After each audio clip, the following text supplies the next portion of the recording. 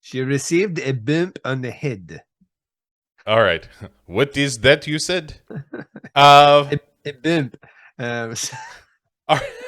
Welcome, everyone, to our second episode of Duncan and Bo and the Pink Panther, a tiny little division of Bunkin and Doe.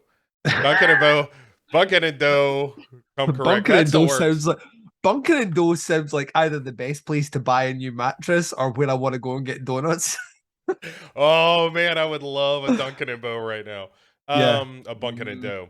Bunker Um, and Doe. Man, I have been all right. So speaking of, I got tempted. This isn't about donuts, but it could be. All Um, right. but I got tempted because I've been like my morning ritual is kind of like I have some fruit and I have a couple of slices of right with some Nice. sort of my morning thing. And this morning I had to go to the store and I was picking up some more bread because you need bread for toast. That's basically the ingredient, Yep. um, along with heat. And they had these packages of like the like cinnamon toast that you just throw in the toaster as well. Oh Jesus. Yeah. And I resisted that urge. Well done, you. But yeah, I know. But I was like, you know what?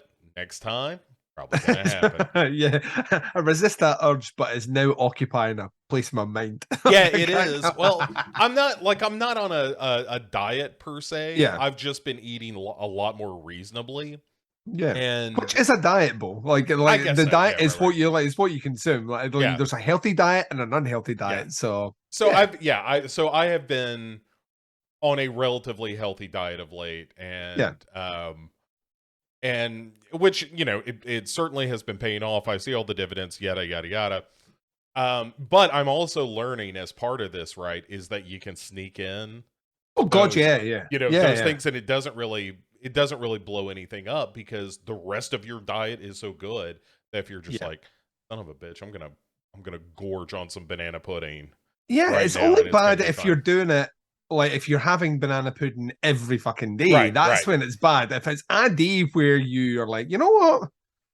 It's pizza and Cinnabons today. Yeah, yeah, yeah. And then the rest of the month you're like, it's like I'm watching what I'm doing. Yeah, all the rest, it doesn't make an impact. Yeah. It can really, it's It not going really, to yeah, harm you in any way. right. Like there's almost no bump at all when you do Yeah, that because your body is just so attuned to like, oh, okay, here's some garbage. Let's process this real quick, get it out, and then we're yeah, on and with then our we're back onto the yeah. yeah. But like for the most part, it's like the fruit and toast in the morning, some baked chicken, unsalted Oh, vegetables. oh, yeah. Now you're Yeah. talking my language. Yeah. And then whatever, in the evening, it's either like I'll have a bowl of cereal left to my own devices, but if I'm over at my lady friend's, she cooks for the kids. Yeah. So it's all, chicken nuggets. No, no, no. Although the kids, I don't know what the fuck is going on with children and chicken nuggets, Duncan, but it's Oh, a that problem. my 8-year-old daughter could completely subsist off nothing but chicken nuggets. She It's fucking loves them. I don't get it, man. Like it is, like the little girl because she's 10, so she's a little bit older, but same thing where Yeah, she loves chicken nuggets, and she's constantly like, "Would you like one?" And I'm like, "I appreciate that, but they're gross. yeah. You're a filthy, filthy child, and I don't know how Yeah. you're eating this." I'm not saying they ought to be eating the baked chicken and whatnot. Like I get it. My food is more for fuel purposes than it Yeah, is for yeah, yeah. flavor. But oh my god, it's just I chicken don't nuggets think and sweet chicken and sour nuggets sauce. have a flavor. That's the thing. They like don't really have a like you like what like I want chicken nuggets for dinner. So you give her chicken nuggets, and then she's like, "Where's the ketchup?" And I'm like, "Why do you need ketchup to dump my chicken nuggets in?" So you actually physically need to Yeah. dip it in to get flavor. All right, awesome. The chicken So nugget is just a medium by which you're transporting the flavor of a yeah, condiment. it's a fast food equivalent to a breadstick at a Yeah. buffet. You know what I mean? It's that's literally it. So Yeah, well she consumes the sweet and sour sauce. And mm, that's the thing and like yeah, again, it's like that movie The Insider, like cigarettes are just a delivery mechanism for nicotine. yeah, It's yeah, just yeah. chicken nuggets are a delivery mechanism for sweet and sour sauce. Yeah, whatever condiment is your flavor of choice. Yeah. So yeah. Yeah. Mm. Mm. So how are you? How you doing? We are like hurtling towards the end of my summer series recordings Yeah. for Podcast Under the Stairs, which I'm kind of looking like every single time I do these, I get to the close to the end, and I'm just like, we need to make this go away. Like, we Mhm. just need to, we need to finish this off so I can relax. Which I'm close to. I think I've got 3 left. And I was doing one last night with someone you're recording with later today, one Jamie G. Salmons. So Haha, it was. liar! We are not recording today. We're recording on Tuesday. She thought it was today, so you Yeah, might we want to. we we were talking about. I realized that we were gonna record, and then I'm going to a play tonight, and I had Right. forgotten about that. That's good because she was like, "Oh, like Bo's recording like, with both you and me," and I was like, "Well, he can't record with more than one person. He doesn't have a monopoly on just one of us at a time. This isn't like you get the kids on a Friday and then you get to see your other family on a Saturday. I don't know where I was going with that, but yeah, it's been okay. It's been okay. To be honest, like out with summer series, there ain't much happening. It's been relatively quiet, and we're finally getting some of the bigger movies that I would be interested in are finally making their way over to our shores. So Nope has only just been released here this weekend for some reason. I still don't understand the logic behind that, but it's only just come out, so I have to catch up with that next week. And then I think we've got about another 2 weeks before Bodies, the A24 number, it comes out. So even though it's been, so I don't know why we've like all of a sudden we've reverted back to like it was like 2005 where movies are getting released like a couple of weeks apart. To me, it makes zero sense. But yeah. So I've not really been to the cinema and saw anything or done anything of great interest except podcast. Lots and lots of podcasting. Yeah. Oh, What I about get it. yourself? I get it. School wrapped up, Oh, and nice. yeah. So I got my 4.0 for my summer classes, which Yeah, was man. no mean feat for the astronomy class. That actually took a lot of effort. Yes. And so now I'm in the doldrums between summer and fall classes, which I'll wrap up my BS this fall. Yep. And so now I'm starting GRE prep is the big thing is Yeah, like yeah. I gotta start getting ready for my graduate studies. And yeah, so that I mean between that and like I was telling you, like I now that Maya and I've been dating for a while, and I'm kind of interacting with her kids a bunch, Yes. Yeah, and yeah. and because of the age they are, I'm interacting with them a bunch, Yeah, yeah, you you will know, be. Yeah. and so just getting deep into that, and like it's weird because I don't have kids of my own. Hmm. Most of my interactions with children have been to pay them for doing car work because they have the tiny little fingers Yep. and can get into the hard to reach places. So interacting with children in a non-child labor way has been different. But it's super fun. Like I've been having a great time.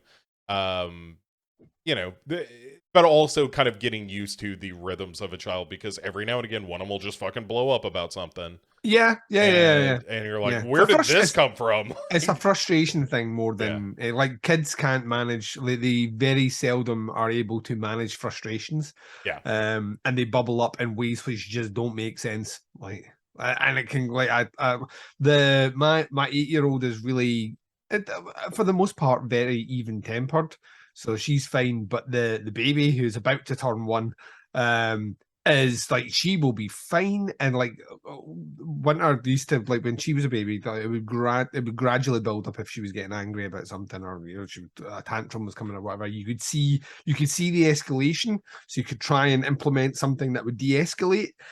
Salem is not like that at all. She is like the happiest baby on the planet, and then out of fucking nowhere, it is like like the ugh, arms go, the legs, and just like on a like. But we seldom. It's the same. We call it the witching hour in this house, which is about an hour before bedtime, where she's tired, and we have to keep her up that extra hour so we can get that extra hour the following day. And just that hour is like hell on earth, and we feel like a wrestling tag team, like hmm having to deal with it. We're like, right, tag, you're in. Like you need to like sit with her and do something, until the novelty wears off on you, and then we'll pass her back, and then the novelty will be with a different parent, and then she's like all happy again for like that 5 minutes, and it's just that way until she's in bed. So yeah, and there's no rhyme, rhythm, or reason to it. You just have to kind of entertain it, and that's the ride it out basically. And Maya, God bless her, you know, she adopted these children, and so they came from like really rough circumstances. Yeah. And so in a lot of ways, even though they're older kids, they're having to kind of relearn all of those emotional development milestones.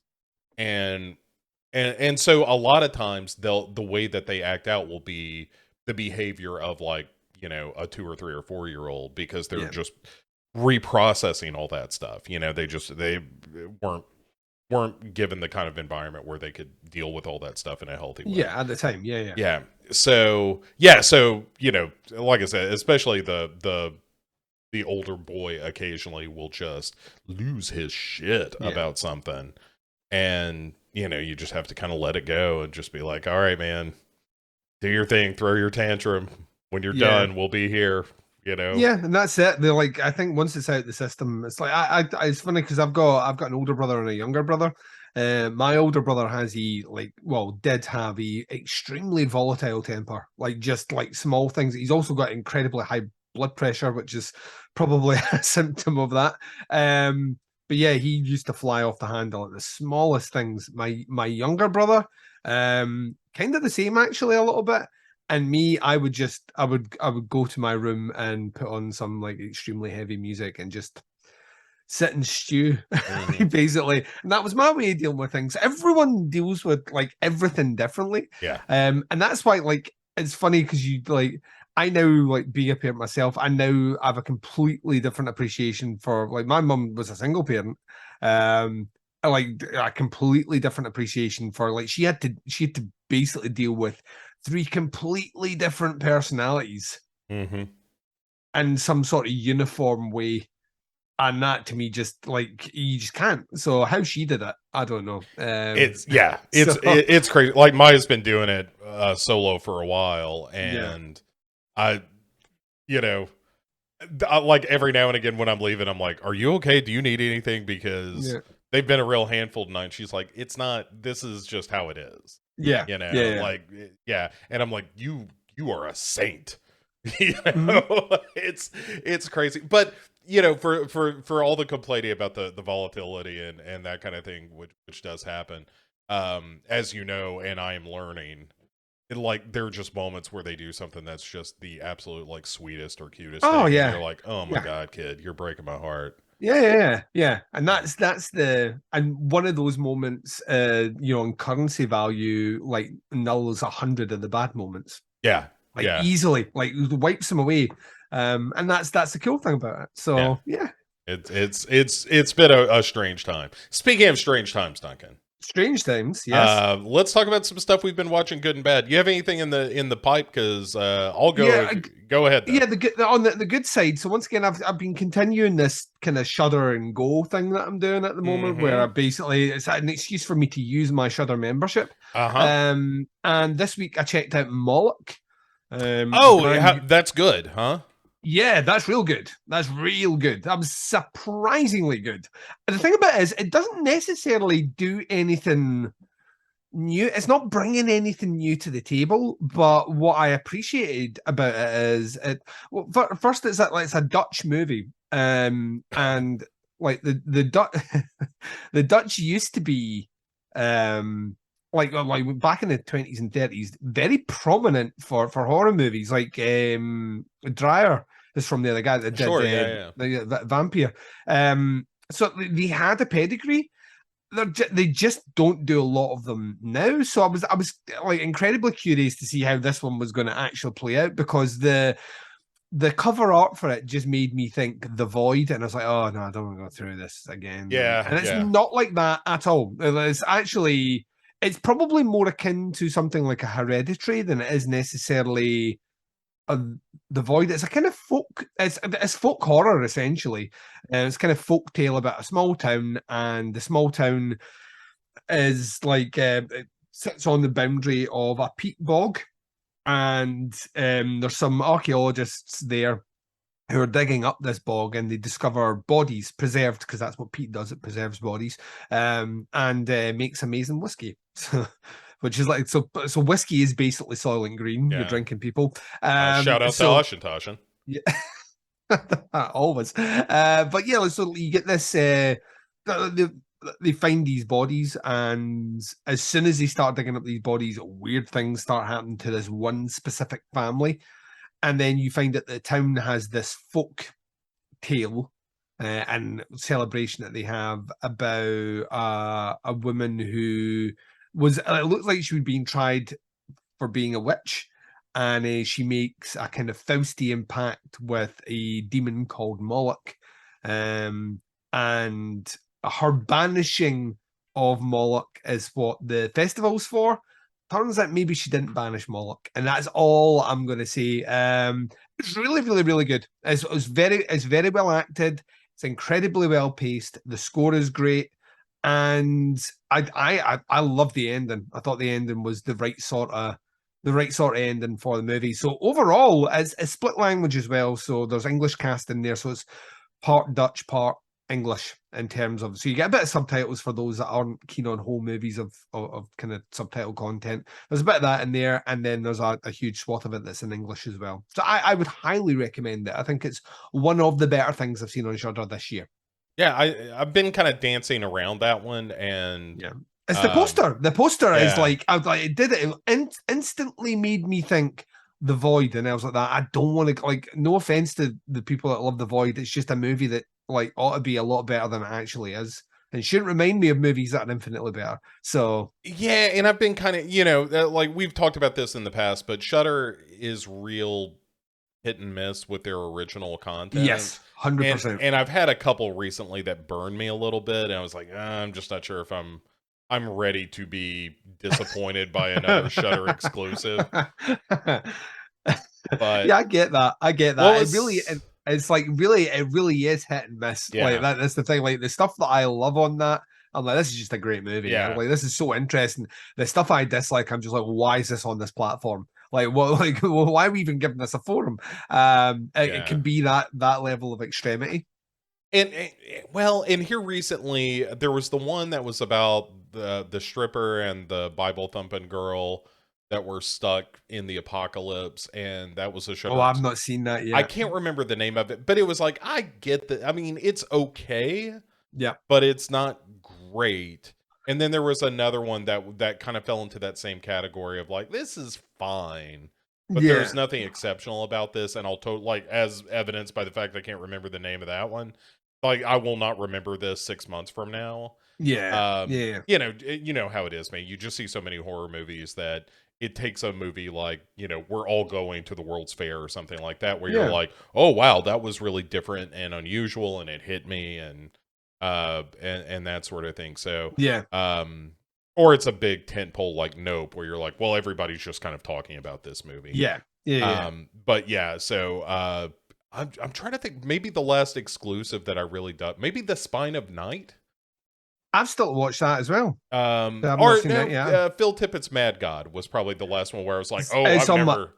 It's on my 30 days of Halloween or 30 days of October. It's on my list to see then, and everyone's been asking me, have I seen it yet? Which gets me excited. Even if it's something I don't like, I'm excited because everyone's talking about it, if you know what I mean. So there's that element, but they're about to, like, they've just launched their list. Was it 61 days of horror, and the new Argento is going to be out on that. So there you go. Like, with smack dab in the middle of October, they're releasing Dark Glasses by Argento. So I mean, I'm like, that's almost like, if you're me, that almost justifies the Shudder subscription for the entire year. So even though I've heard mixed reviews, I'm like, that, give me it. Like, I want to see what old man Argento, about a decade on from his Dracula movie, is doing. Like, I want to see that. So yeah, have you seen Vortex yet? I have not.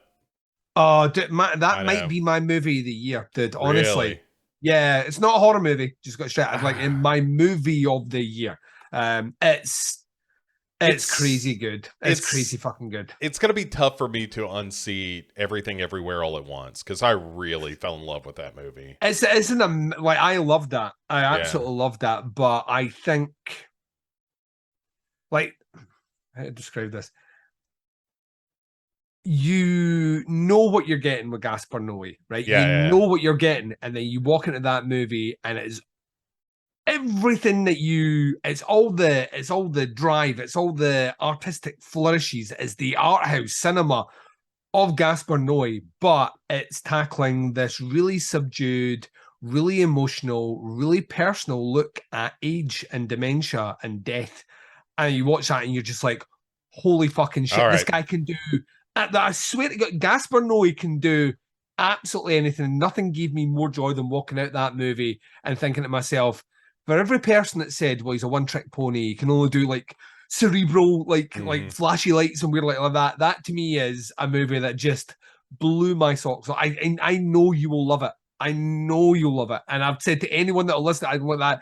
Just set your expectations for the movie I am about to watch is going to make me so crushingly sad by the end of it, and it's going to do it without fucking any effort. And Argento is amazing in it. I'm like that. Why is he? Just make him act, even if he can't direct anymore. Just give him every role. Old man. That's old man now goes to Argento, right? That's what he is in every film. So yeah, you're gonna love it, Bo. All right, all right. I will put that on the list. I'll tell you. Here's my good. Speaking of streaming stuff, Ooh. and I talked about this somewhere else, but if you haven't seen it yet, definitely check out Prey, which is Ah, on. yeah, I've seen it. Yeah, Oh, we okay. saw it last weekend. Yeah, we saw it last weekend. I got invited on another show where there seemed to be some back and forth about fucking internet. I hate the internet. Yeah. About the movie in general, and about how it's overblown and overhyped. And I'm like, is it overhyped, or It are went to people just Hulu. It's not a big yeah, theater but it's release, like and it's on all the everyone's talking about it like that. Is that over? Here's my point: is it overhyping that you yourself set your expectations by how other people feel about a movie? No. yeah, right. Yeah, this is That's but no, there's a difference between. This is my point. Like I get told this all the time. You overhyped this movie for me. I never overhype a movie. I tell you what I think of the movie. If I yeah, tell you, like I just said right. with Vortex, the conversation we just had about Vortex, you could easily come back at the end of that and said you overhyped that movie to me. Why? Because I said, Bo Ransdell, you will love that movie. Yeah, That is me telling you something. Me saying I love this movie, and then you watching it going, that well, it's not very good. Well, you overhyped it. No, I didn't. I said I love this movie. There's a difference. I think people assume that when someone enjoys something and posts it on the internet, what they are saying is everyone has to agree with my assessment, as opposed to,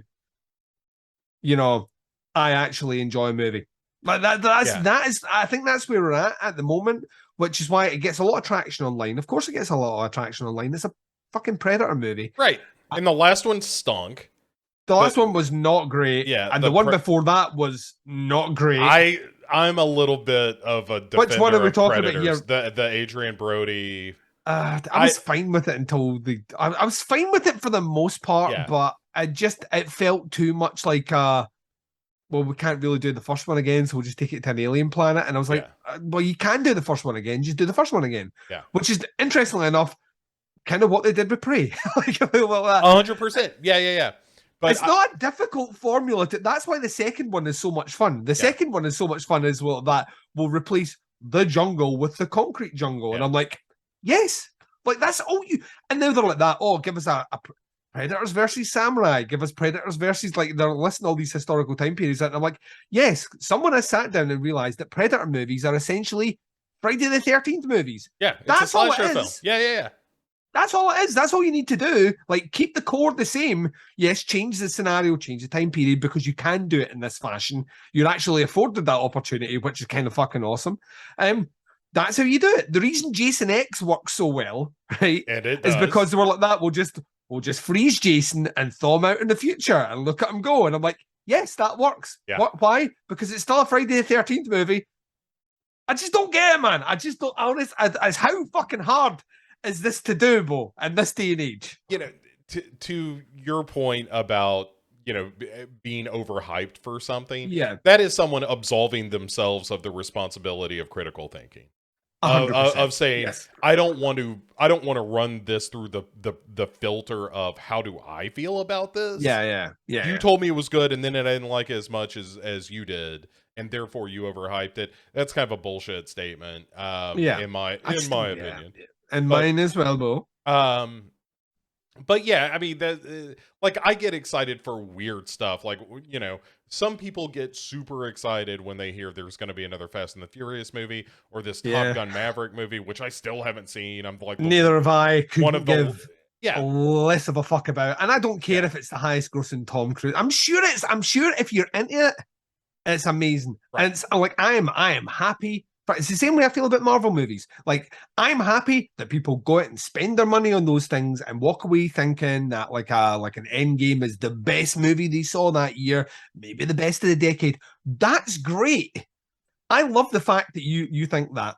There is like nothing to make me hyped up to go and see a movie like that because it's not aimed at me. Yeah. I'm like, it's not. I am not me here. I'm not the demographic it's aiming for. I have no interest in that subject matter at all. So, like, which has been proved by the fact that I like all the ones that don't perform well. Hmm.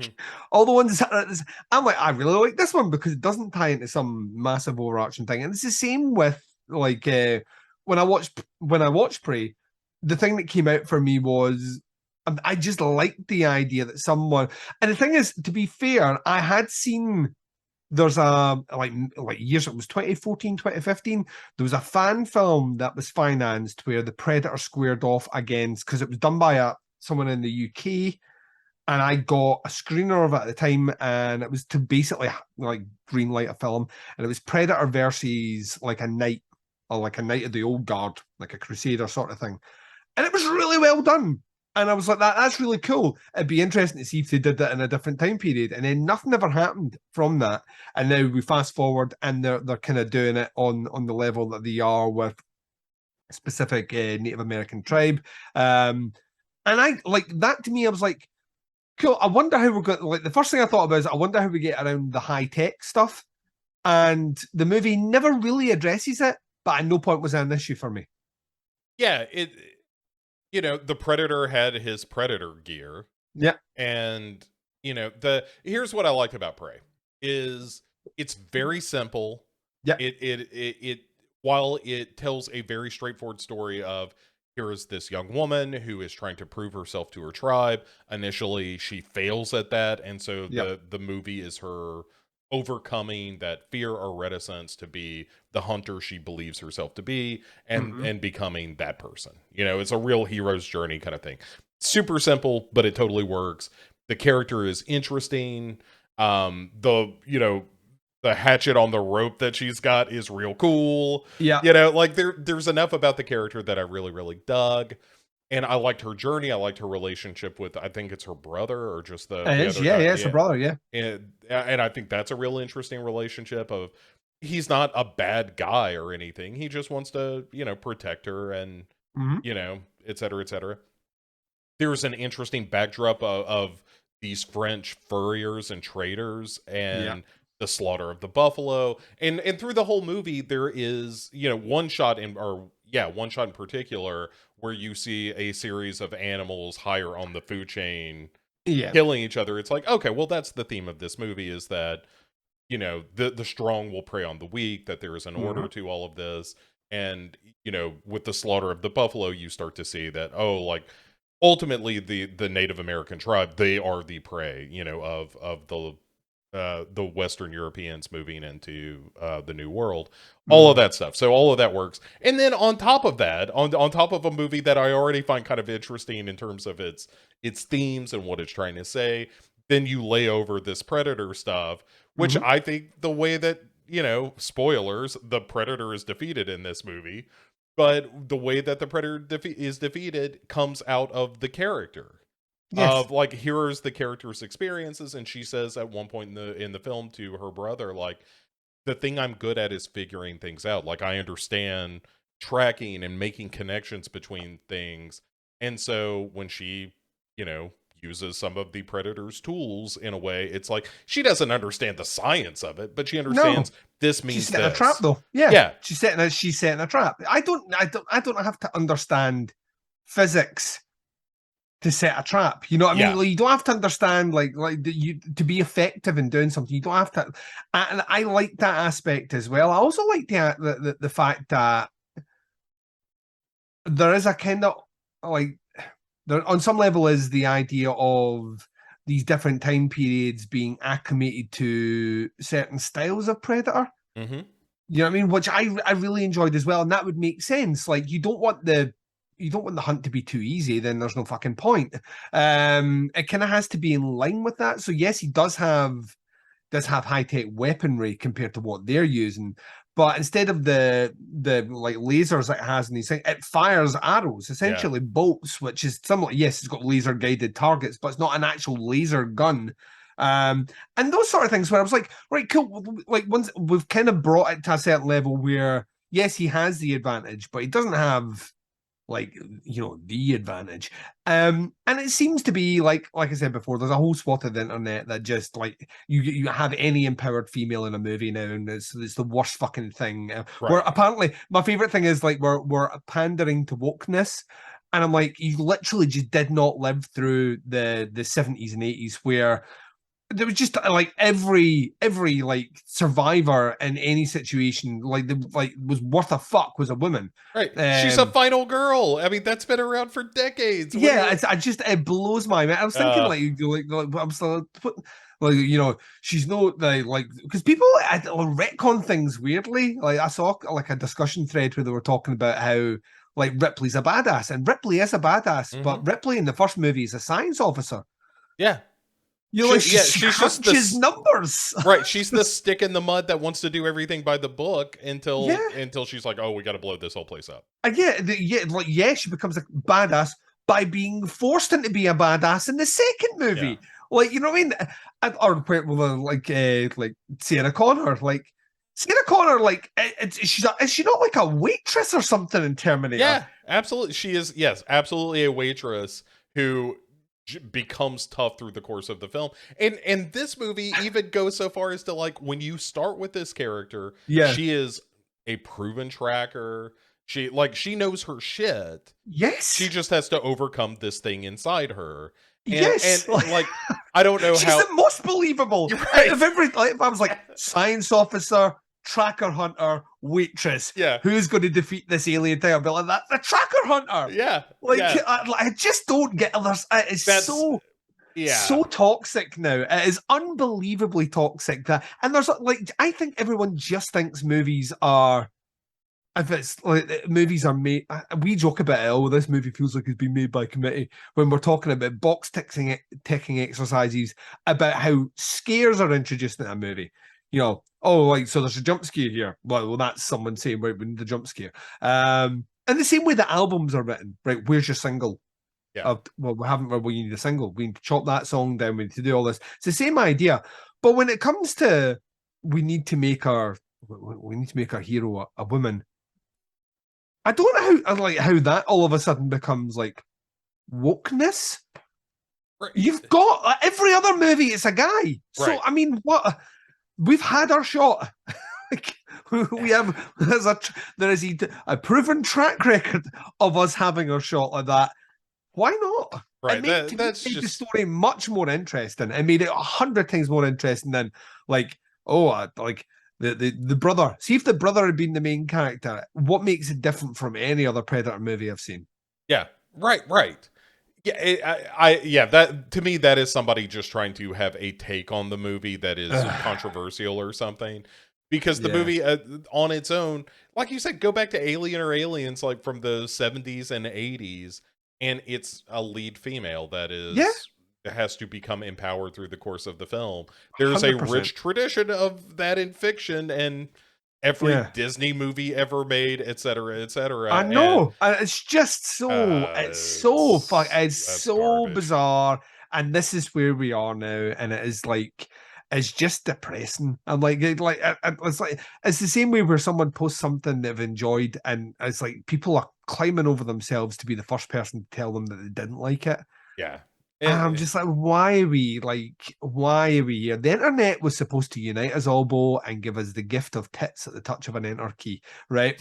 Well, that's what it's supposed to be there for, and it has been warped and used for people to express opinions, which I don't want. Yeah. It's a technology that our dumb primate brains just were not prepared for. Yeah. And there are plenty of great things that the internet has brought us. But also it it gives it gives too many people who have too much time and too little self-reflection, Yeah. a platform to air their grievances. But speaking of airing grievances, Duncan, what was your bad movie? Who's airing grievances? We are this time. So what? All right. So what's your bad movie? We talked about the good stuff, and I think both of us would agree. Like if you haven't seen Prey, see Prey. It's Yeah. really cool. So my bad isn't a terrible movie. It's probably the best of the three in the franchise, but that's like basically saying this shit isn't as bad as the shit it's beside. So I got an invite on another podcast, and they were spending their summer going through the Conjuring movies, Bo. Oof. The Conjuring movies. And when they asked me what one I wanted to do, I said I wanted to do three. Three's my favorite. Which I think was misinterpreted as Duncan loves the third movie, which was again miscommunication there. Duncan doesn't love the third movie, but the third movie is fun. Like the third movie is the kind of movie that I want from the Conjuring stuff, where it's like, yes, it's based on something that happened for all of 5 minutes of the movie, and then the next 90% of that movie is just pure fabricated Hollywood bullshit, like unapologetically, just absolute tosh and bullshit. And it's like super entertaining tosh and bullshit. And that's the stuff that like make like it's the idea of them being like almost like doing like a deep dive murder investigation, like they're fucking Columbo, and all that supernatural shit going around. And I'm like, that's the sort of movie I want from The Conjuring. Like, I hate the Wardens, right? So give me the Wardens as like private investigators trying to, get to the bottom of supernatural deaths that are happening. I can watch that movie. Give me all that, like if only you believe in God, and like all that shit can get in the bin. So yeah, like it forced me, because I went through all three of them like in order terms like that. I'm gonna make sure I've got my opinions are locked in on this one. And I went back to the Conjuring movie, which I stand by is a perfectly bland movie. It just reminds me of all the other movies that is ripping off, like blatantly ripping off. And then that second movie, which apparently like everyone's that second movie is now like held in some high regard, which doesn't make any sense. That second movie is utter shit, right? And I think what the thing that kept coming up in the conversation was, and it was a great conversation. I love being on the show. But what they were basically saying is that they have no history with the subject matter. So the Enfield horror or haunting in the UK is something that's relative. If you follow any sort of paranormal interests or circumstances, it's very well known. It's basically the most well-known haunting in the UK, and the Wardens had fuck all to do with it. Like absolutely nothing to do with it. They were here less than half a day for a photo op, and that was it. But this movie, they're playing Elvis songs, cuddling the kids before they go to bed. Like teaching them how to make s'mores. And like I think Patrick Wilson teaches one of them to drive. Yeah, like here's how you drive a stick shift. Put on some Elvis. Yeah, well, one of them gives away one of them at a wedding. It's like it's so much fucking nonsense. Yeah. But what the thing that offends me about the movie, and I would say the word offends me, is that like the events there are very well documented. Yeah. And so they play them off as all the kind of eureka moments were discovered by the Wardens, when that is just purely not the case. Yeah, it's basically two dudes, right? Was the two one original researcher and then another one who kind of jumped on board later. That's it. Yeah, and they are not really in that movie. Yeah. You know what I mean? It's like they're like such like background, almost observers, and that to me is just that's where a movie like that just pisses me off. Mm-hmm. Like really, so it's and then the CGI and just all the fucking like. Ugh. But then I watched the third one, and like I say, the third one is not it's not a good movie. It's like a solid 3, maybe 3.5 out of 5 for me. But it's fun. It is so much fun. Like there are so many sequences in that just like there's a scene in the morgue with a body that gets reanimated when she finds like she like holds the body and then like uses that as a conduit to basically face to face meet the witch that's behind all this kind of stuff. And then when she's chatting to her, like there's a kind of like she's got all the power basically, and then there's this realization that where the witch is like that. If you can make the connection this way, can I make the connection the other way? And then she reanimates this big hulking like fucking zombie corpse.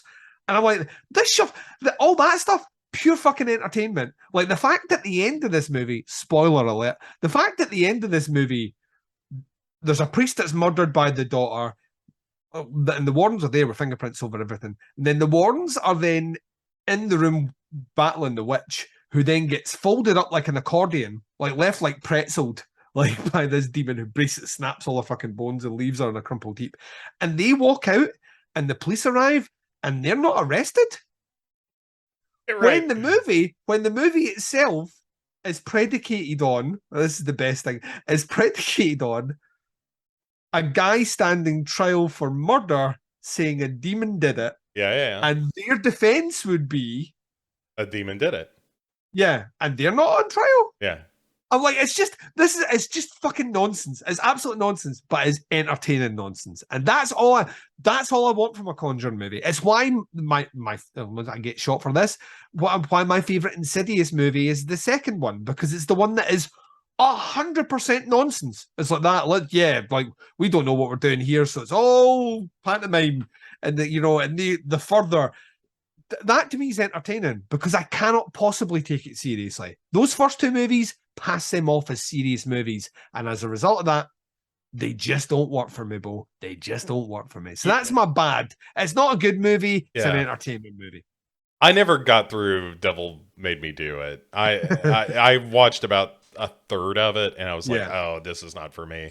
Maybe I need to rewatch it just through the prism of this is going to be pure schlock, and I might enjoy it more. Remove the bookend. I think that's the thing. Like, it's either. I think when I watched it, I just assumed I was getting a kind of Exorcism of Emily Rose sort of movie, so like a court procedural, which you don't like. Literally, the guy who the story is based on is like he's in the movie for less than 5 minutes. Like he's really, really is not the story. Although he is clearly the fucking story, but there's not enough to make a feature-length 1 hour and 45-minute movie out of that. So we just create a whole story, which did not happen, does not exist, and that's the entertaining shit. Like the entertaining shit is that. It's not the trial or anything, because this movie doesn't give a fuck about that. So once you remove that bookend, it is a surprisingly fun kind of supernatural murder mystery. But it's not. Once again, what I stress, I don't think it's a good movie. It's an entertaining movie. Like if I was given a technical grade, it would suffer in the technical grade from all the plot holes and all the various shit that doesn't work. But on an entertainment value, it passes the time fine. Yeah, that's how I feel about Day of the Animals. This is not a good movie, but I kind of love it. Yeah. What about you? What's your bad, buddy? All right, so see above dealing with children lately. Oh dear. And so I just have to get this off my chest. This is an exorcism more than it is a movie review. So I like going to the movies. I just love the process of it. I love getting the tickets. I love anticipating. I love the previews before the movie, all that stuff. I just love going to the movie. Yeah. Buying popcorn and candy and all that fun shit. So, recently, what did we go see? We saw the Thor movie with the kids. Oh yeah. And that was, like I had a good time with the movie and all that stuff, and the kids had a good enough time. But I was like, look, I want to go see a movie. I don't really care what it is, because I'd gone to see Nope by myself not long before. And I was like, so let's let the kids pick, and I'll just take. It'll be me and the boy. We'll go see a movie together, and I don't care what it is. He can pick whatever he wants. This kid, Duncan, picks Did it. Minions: The Rise of Gru. Oh, my wife took my daughter to it and she fucking hated it. So Oh my god, Duncan. It is such a wash of just nonsense. And like I was happy to be there because I enjoyed the time that I spent with him. yeah, I enjoyed going to the movies. Like I said, I love that process. And there was even a trailer for a movie ahead of it that was like, oh, okay, well, when this comes out, we can take the kids to this, and it doesn't seem like it would be a nightmare. yeah, Unlike Minions: The Rise of Gru, which let me just say off the bat, I don't have a deep background with the Despicable Me or the Minions movies. I've yeah. seen the first Despicable Me movie, and that was plenty. Mm-hmm. And so there are all these inside jokes about the other movies, apparently, because periodically the boy would lean over and be like, "Oh, that's from this movie," Mm-hmm. and I was like, "Okay, fine. I just can't possibly begin to care about anything that's happening in this film. I don't like the way that the minions talk. I don't like the way they look. I don't Mm-hmm. like the way that they're constantly pulling down their pants and showing their butts off to the world. It is, and it's such a waste of talent too, because it's like Alan Arkin Yeah, and yeah. Taraji P Henson, and like another Russell Brand, and just a bunch of different voice actors for this movie that are like, man, these are all great performers to one degree or Mm-hmm. another. There are people that I've enjoyed in the past and other things, and it's just awful. It is. It's just unbearable. It's such a stupid story.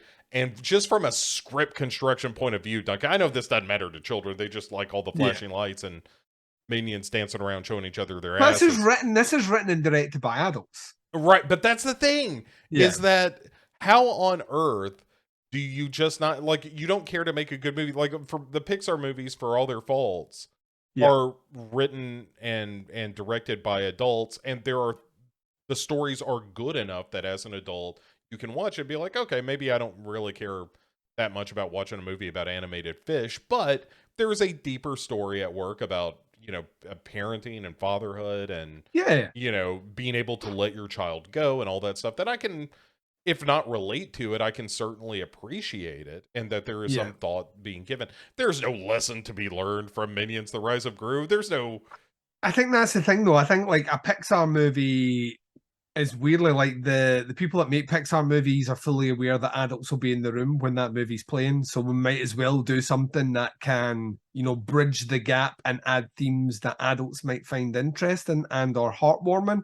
And a movie like Minions, even back to Despicable Me, is written purely for kids, and the adults that write those movies for those kids just think kids have the lowest denomination of a brain for everything. It's like fart jokes and ass cracks and bad pranks and terrible singing and weird squeaky noises, and that's what entertains a kid for Yeah. an hour and a half. And Yeah, there's no emotional hook to any of it. I mean, nah, I'm putting it against the standard of like Disney and Pixar yeah. that at least are trying to, like Disney's trying But to those make these. movies make a lot of money. So if Yeah. I'm making my own like cartoon for kids or whatever, I would be sitting there going, "Well, Disney makes a lot of money doing this, so maybe we should try and copy the formula." Yeah, yeah. You know what I mean? That's got a proof track record. But So, that but those maybe Minions movies make all the money, both. right. So Rise of Gru is like one of the top, box office films of the year, top yeah, grossing films of the year. which is why they keep getting made like that. Because Yeah. like from a studio's point of view, if it ain't broke, both like I know. Man, we got back, and because there was a world in which I was gonna go with the boy and his grandfather, yeah, yeah. and his grandfather is a very, not very, a traditional minded Jordanian gentleman who used to Oh work right, for the IMF. yeah, yeah, yeah. Right, like a very smart, capable person. And I told him up You front, took the bullet. I was like, you don't have to do this to yourself. Like, all, You're a 70-year-old man. There is no reason to waste what life God has left for you in a theater watching this Minions movie. Did I ever tell you the story about my granddad? Bless him, God bless Yeah. his soul. My granddad, he's the guy that really fostered my love of horror. Uh-huh. And like it's films and like books in general. The guy was literally my hero. And I used to watch like MTV and stuff like that back when I'm quite a bit younger, and the Men in Black music video. Remember the song with Will Smith, Men Here in Black? comes the Men in Black. Yeah, well, that had come out because the movie was coming out, and there's an alien that, well, the alien dances and does the singing and all the rest in the middle of it. And my granddad had never seen anything like this before. So this is amazing. And he took my grandmother to the cinema. First time they'd been in about 25 years Oh, wow.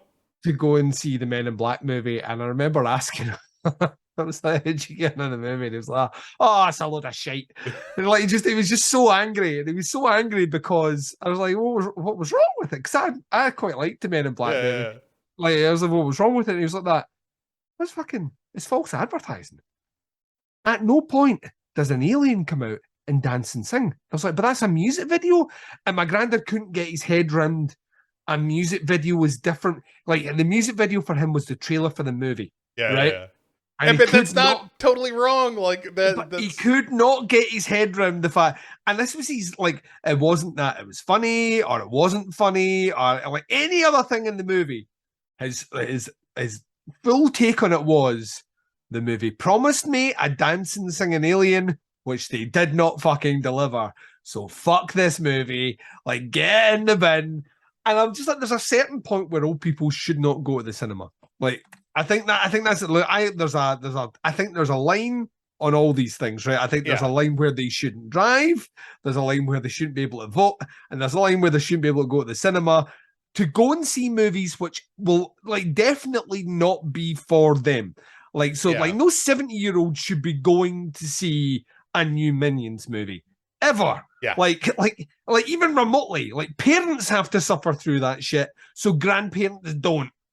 Yeah, and that's what I told her. I was like, there will come a day when we will all go to a movie together. Yeah, it will not be this one. And, no, God, no. So, and he teased me about it when we got back too. Rightly so.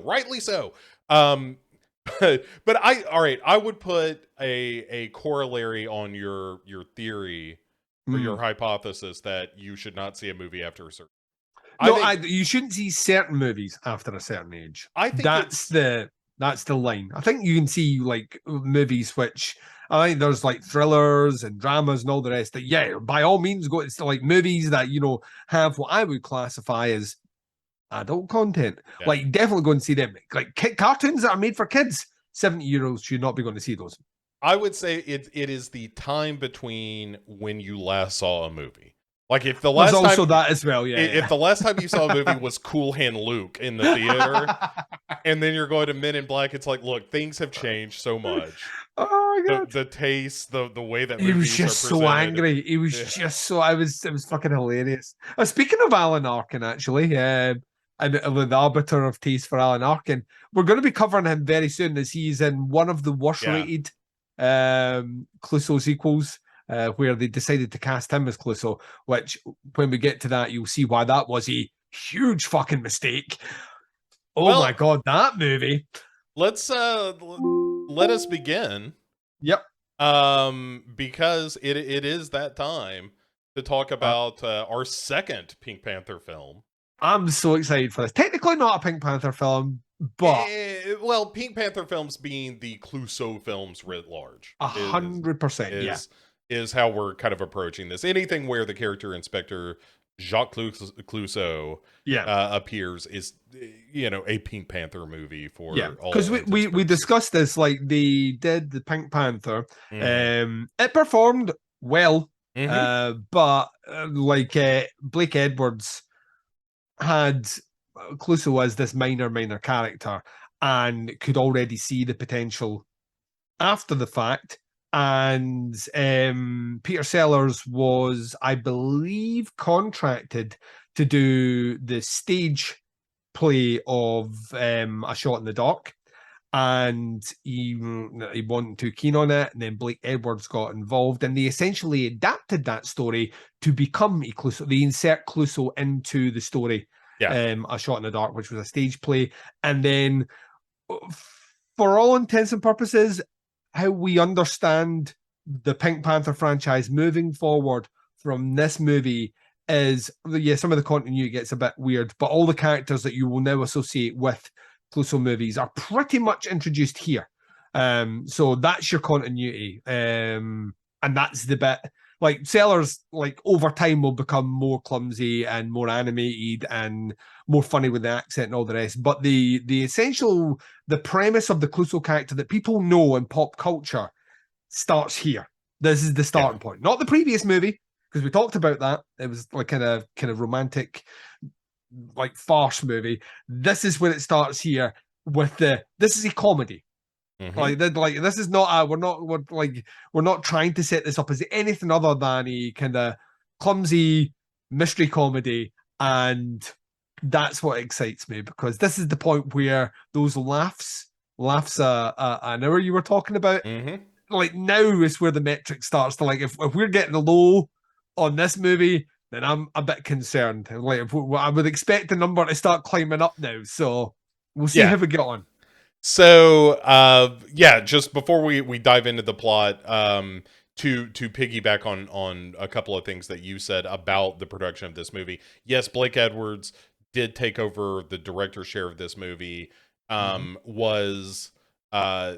it with the caveat that he was able to rewrite the script and bring in Peter Sellers as Jacques Clouseau. And basically it was sort of what he did with Pink Panther, where he basically told Peter Sellers, just do your thing. And a lot of this was written on the fly and was very improvisational. Did he by any chance say "do your thing"? Oh god.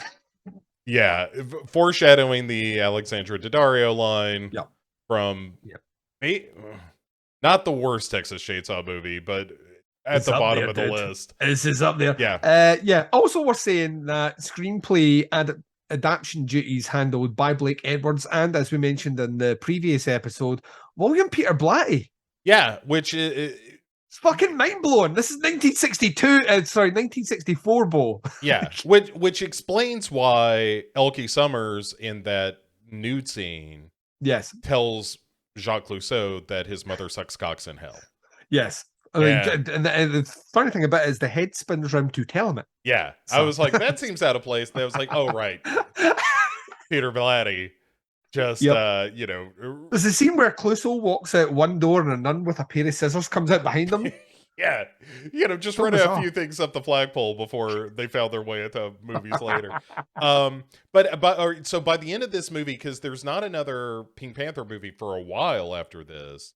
Yes. And the reason is because Peter Sellers and Blake Edwards hated each other so much by the end of this movie. Yeah.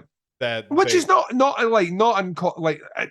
I don't know the ins and outs, right? And we were speaking about this yesterday when I was chatting to Jamie. Peter Sellers, history has taught us that Peter Sellers could be quite difficult to work with. Right.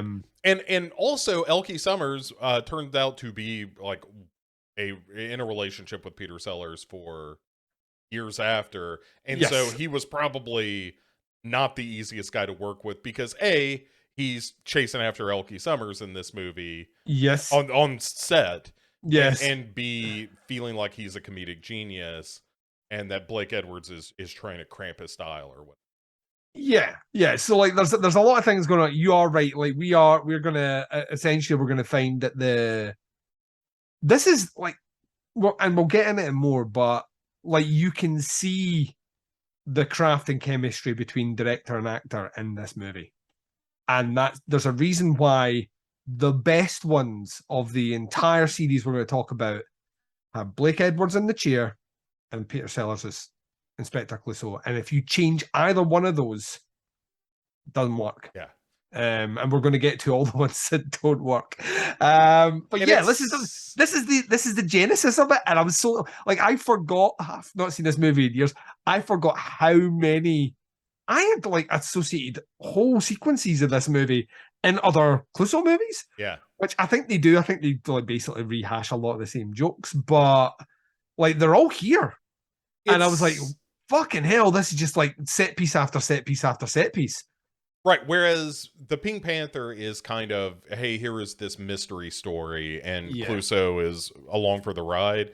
This is just a series of gags strung together by kind of a half baked plot, Yeah. Yeah. which is And fine, which is, yeah. I think, what these movies ought to be.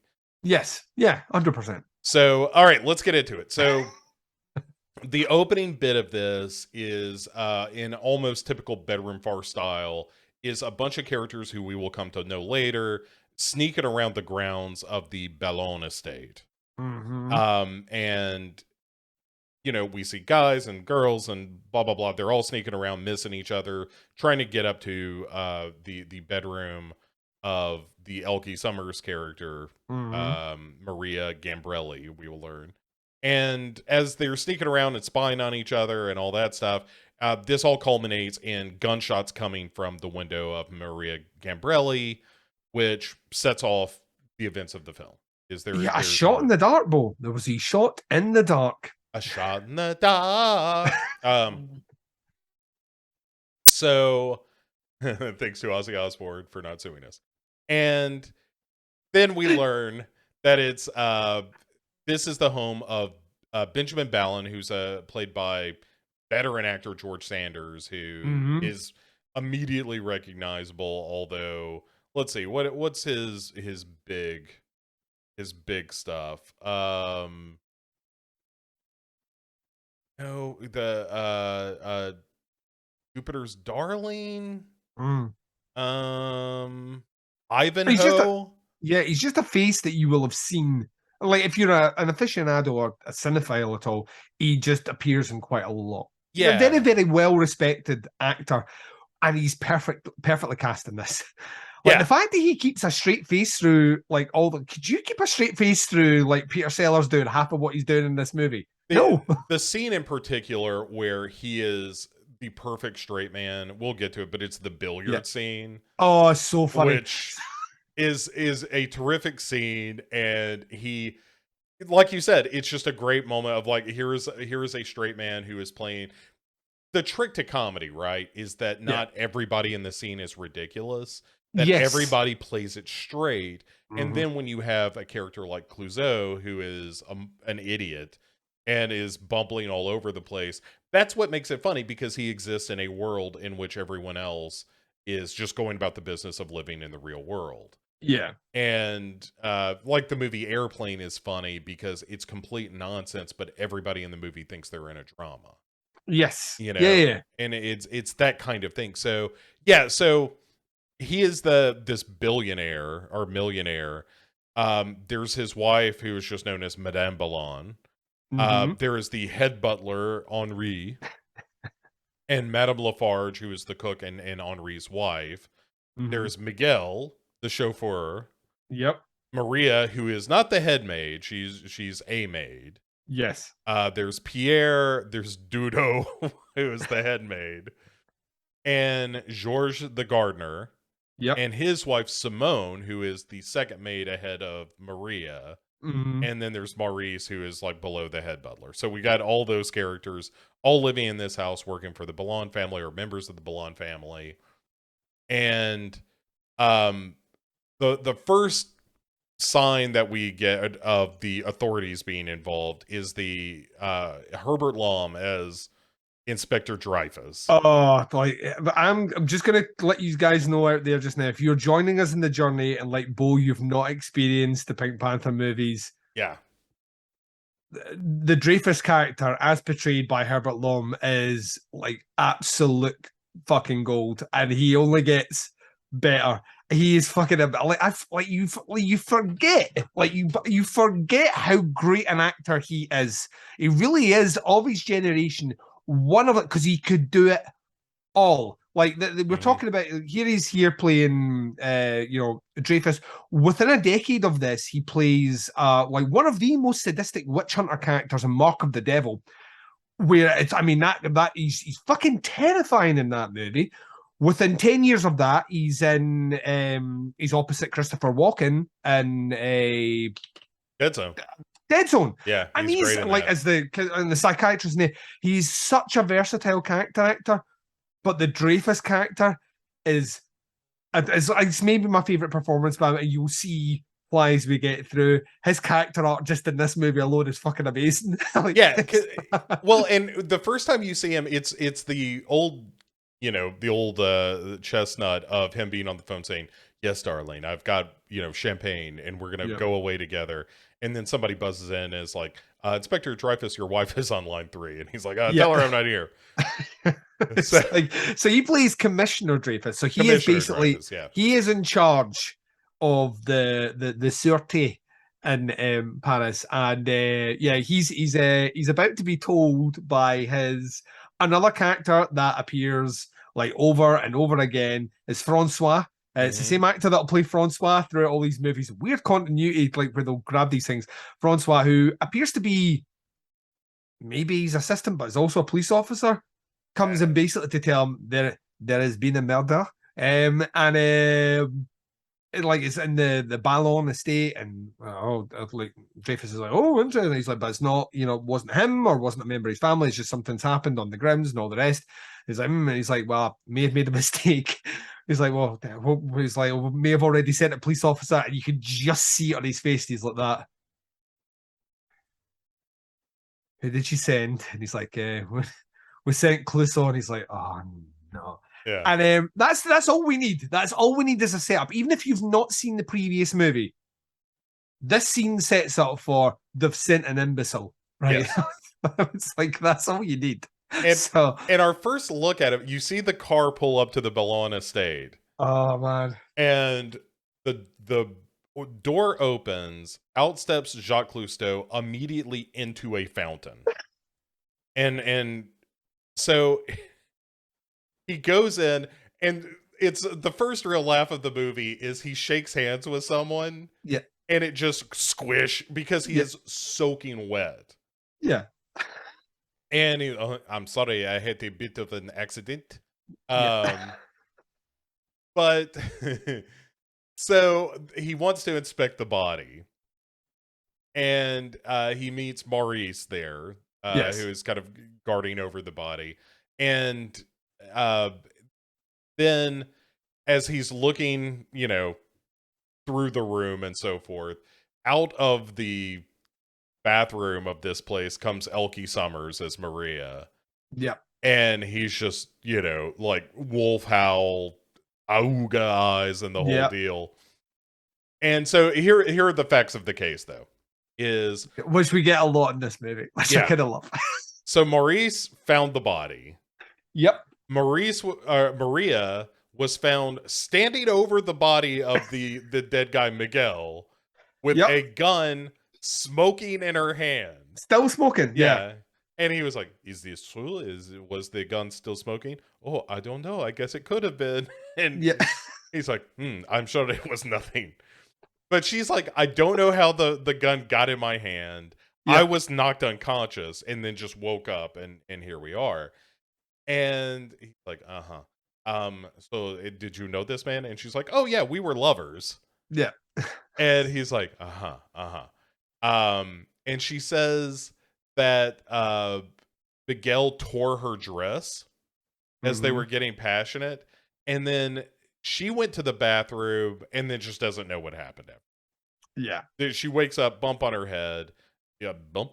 You received a bump. A what? A bump. Bump. So the bump.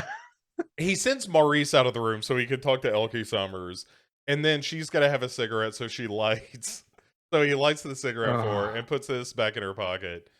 And of course, it puts a still lit lighter in his pocket. Yeah, which of course catches his coat on fire, even though it's wet. Yeah, like. And so he freaks out, starts running around to try to put the fire in his pocket out. Yep. Commissioner Dreyfus shows up to undo the damage that he has done by sending this idiot in the first place. Opens the door, which knocks Clouseau out of a window. Yeah, because he's standing beside an open window. Right. So yeah, he goes tumbling out. Yeah, goes ass over tea kettle, lands on the the ground, the driveway beneath, and picks himself up in time for Dreyfus to make his way to him, and is like, "You are relieved of duty. You do Yep. not need to do anything with this case. Um, and go home. This is no longer your concern." Yeah. Case closed. Movie over. Right. That's the end of this story. So so then Clouseau goes home, where Oh, dude. I told you, and they only get this only gets more elaborate the further we go. This fucking amazing. so he is suddenly from out of nowhere attacked by an Asian gentleman named Kato. Yeah, we've got to stress here. He's in his bed wearing full karate gi Yes, when he comes out of bed, yeah, he has the gi on. with his black belt on. And so the phone rings, and this is kind of the running gag of it, and this is what I like Yeah. most about this gag, is that the phone rings, and he's like, wait a second, just stop attacking for a minute. Because Kato is clearly the better fighter.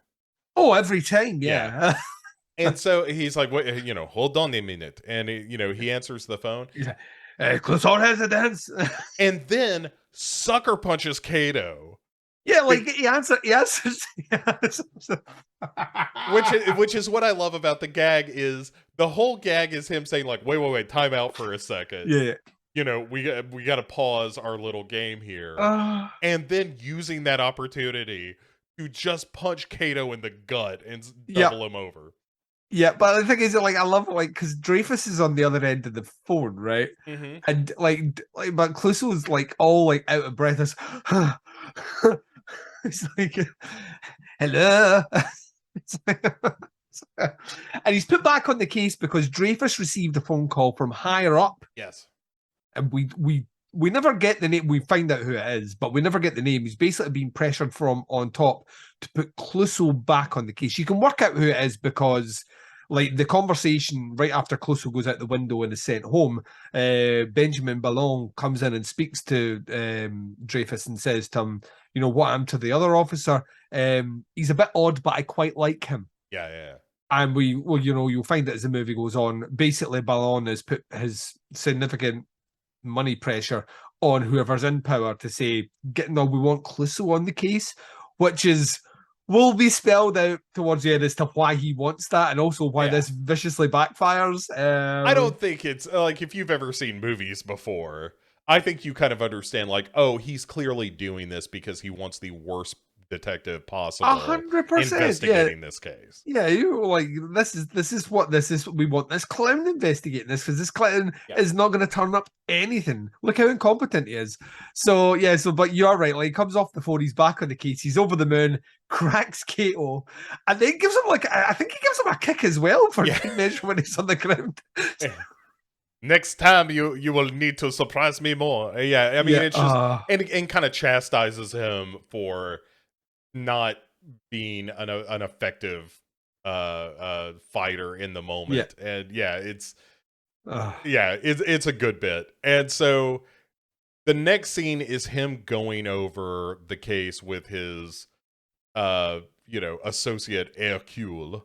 Yeah, Hercule, played by Graham Stark, who will go on to play various other roles in this series. So he will pop up at weird occasions as different people. So, but I feel sorry for Hercule because Hercule, clearly named after Hercule Poirot, must be the greatest detective ever, and he is the kind of.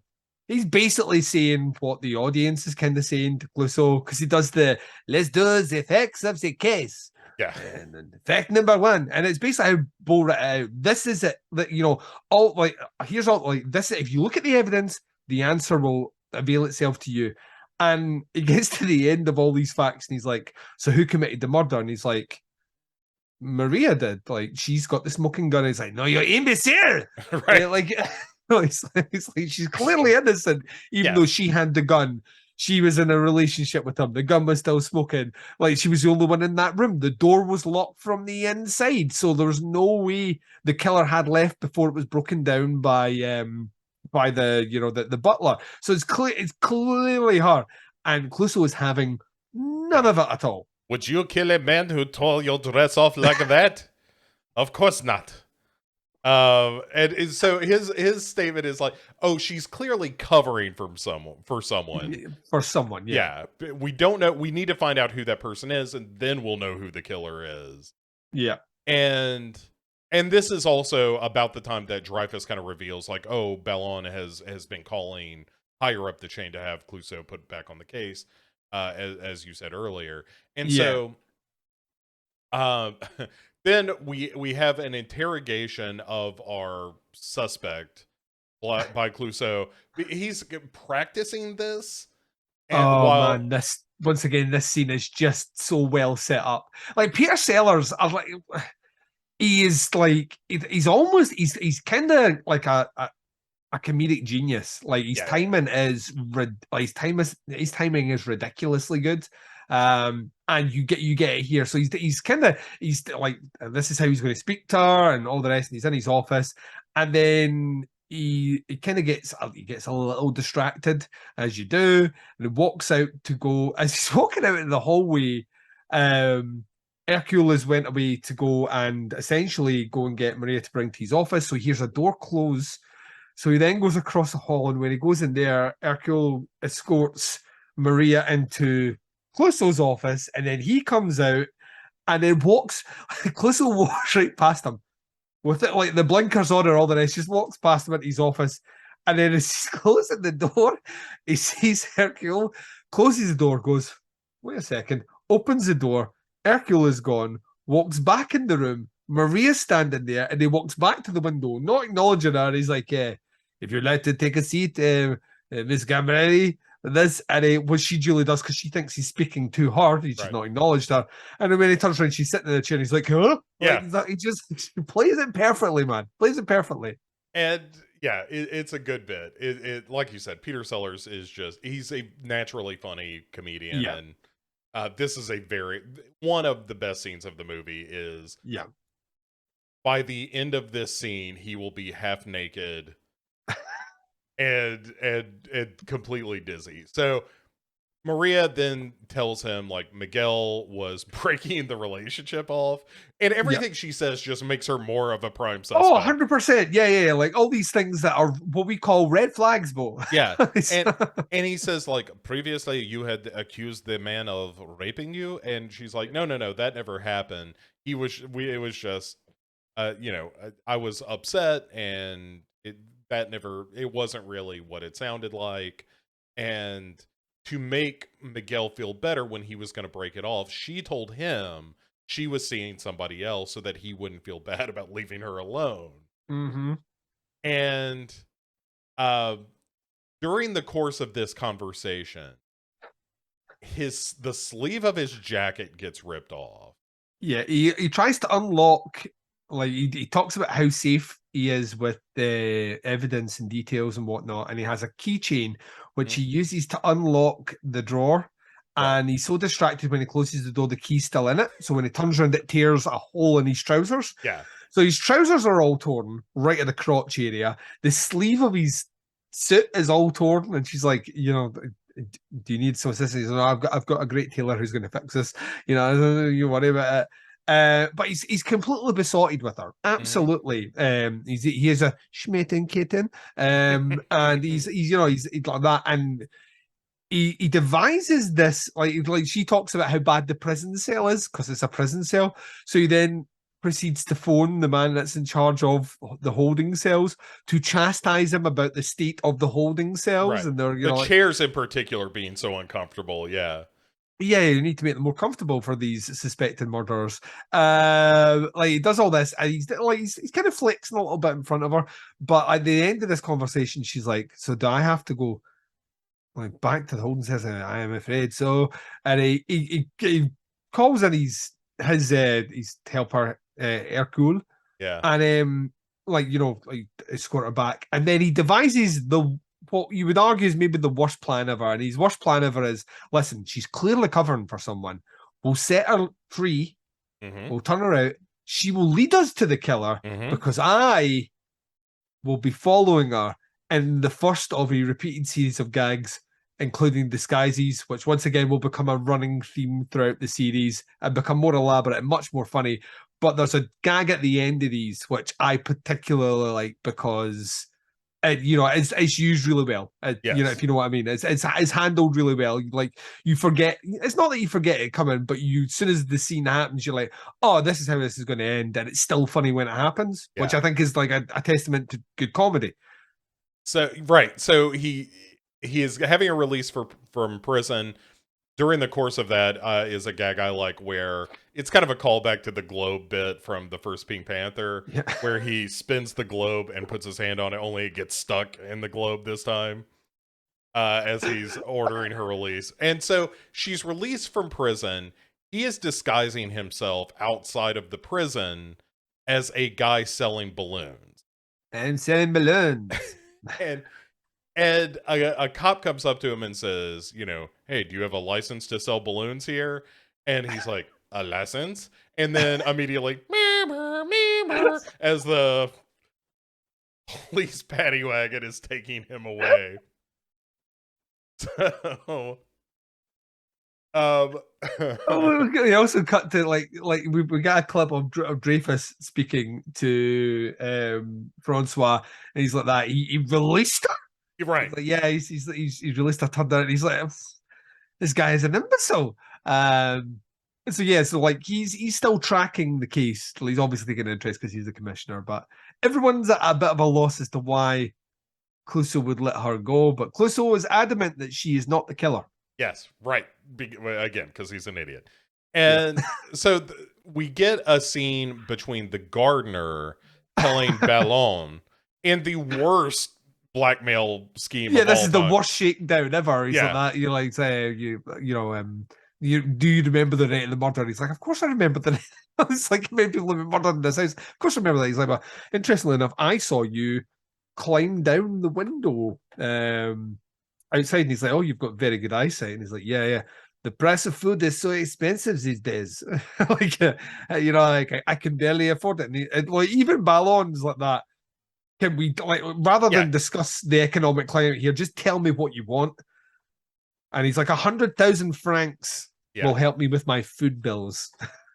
And so he's like, all right, well, we'll take care of this. Wink, wink. Nudge. Yeah. Yeah. And so Clouseau shows back up at the Ballon estate and to follow Maria, and is immediately chased by a dog. Yeah. Which chases him all the way into a greenhouse. Yep. Where inside the greenhouse he finds Maria. She's there, so he found her. Yay! Yeah, holding a pair of bloody shears over the body of the gardener. So it's like that. Have you hurt yourself? You're right. Yeah. I think that is blood. Oh, yeah. Yeah, it looks like you see just a pair of legs coming out of the greenery. And it's revealed that like she doesn't know how she ended up with these scissors in her hand, and she doesn't know how this guy ended up dead. Yet we jump back to these are the facts of the case, right? Yes. So go back to the board. So updated facts. The gardener was found dead. Maria was found beside the body with the murder weapon, still coated in blood, and she claims that she can't remember how she got them. That's right. And she was the only one there. That's also right. Yeah. Yep. Hercule, who is the murderer? And Hercule is like, Maria Gambrelli. Wrong. Like, you idiot. Wrong, you idiot. He's like, that guy. Clearly, it's not her. And then I love this because like Hercule's like, well, who's the killer then? He's like, we need to like he doesn't have an answer. Right. I'll tell you who it is. Whoever killed the first one is the murderer of the second one. Yeah. And that is what we need to find out. So we need to let her go again. Right, but we as the audience understand, like, oh, Ballon has a perfectly good reason to kill this gardener. 100%. Clouseau has no idea of any of this. No. Not an inkling. So so He commands her release again, and this time he's going to follow her again. Yeah. And But Dreyfus, yeah, though, yeah, the person who asked him about, like, Dreyfus is like inquisiting him about the case. And yeah, he's like, well, where's the prisoner now? And, oh, I released her. And he's like, you what? you released her again? Yeah. He's like, yeah, I have a theory. And he's like, he kind of lays it out to him basically in like Clouseau language as to what he did. You can see Dreyfus is the thing I love about this is the facial tick, Yeah, the he kind of starts eye to twitch that he does, right. like starts getting more prominent as this movie goes on. Where you can just see he's he's starting to lose it, which he will do big time in this movie. Yes. But the eye starts full on kind of twitching. And yeah, like so Clouseau decides he's going to follow her again, but this time in another cunning disguise, Bo. Yeah, this time he's an artist. A street A artist, street yeah. artist, right? Peddling his wares. And sure enough, a cop comes up and is like, do you have a license for selling all those paintings? He's like, a license. You can see it coming. It's Yeah. still fucking hilarious. Yeah, and at that point, it's like, oh, okay, this is going to be a bit. Got it. Okay. Yeah, this is the gag. Yeah. So then, I think arguably the best scene of this movie is next, where Clouseau then goes to the estate to meet with Ballon and essentially accuse him of being the murderer. Yes, but done over a game of pool. Dude, that's like this is like a layered joke. You know what I mean? This isn't just like this is a one note joke. This is layered through all the like. There are so many gags going on here that make it hilarious. Like you've got like Clouseau himself.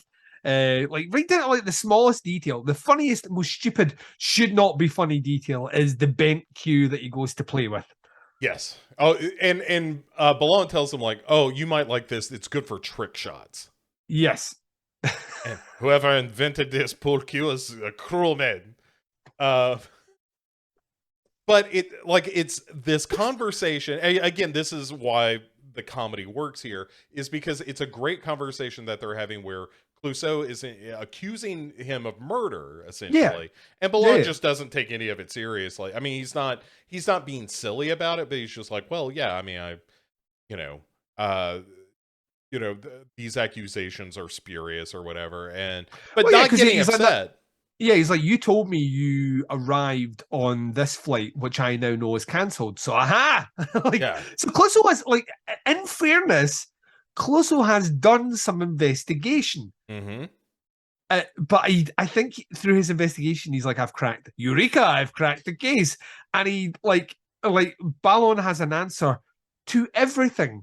And Clouseau, like, you can see, like, as soon as he gets answers, like, right, it's like there's a deer trapped in the headlights, but he never, like, the thing about it is he keeps pressing on with things that, like I say, like you said, Ballon swats away with ease because Ballon treats Clouseau as an imbecile. Yeah. To the point, like, there's that great point where, like, it's a breaking shot that Clouseau makes, and the cue ball just flies off the table. Yeah. And as they're talking, Ballon just, like, grabs it. It doesn't break character. Just grabs it and then puts it down. Just plays it straight. It's like, it's such a funny scene, and it's all, not all, it's 85% physical comedy, so it's hard to convey, but it's Clouseau bumbling around the table, them getting tangled up in each other's pool cues. Oh man, like all that one of them has to do is let go of the pool cue, and we're going to be fine here, but we're going to twist ourselves around and break. And like it's building up to, like, essentially, like you said, Clouseau thinking he's found out who the killer is, and by the end of this conversation, Clouseau is now not sure he knows who the killer is. It's not Ballon, probably. It's probably someone else, but he receives a phone call, which is going to call him away to his assistant Hercule, who's making the call, but he doesn't have a car to get there, so he basically asks if Ballon can arrange a car for him. He's like, yes, my butler will drive you, it's okay, because the chauffeur is obviously dead.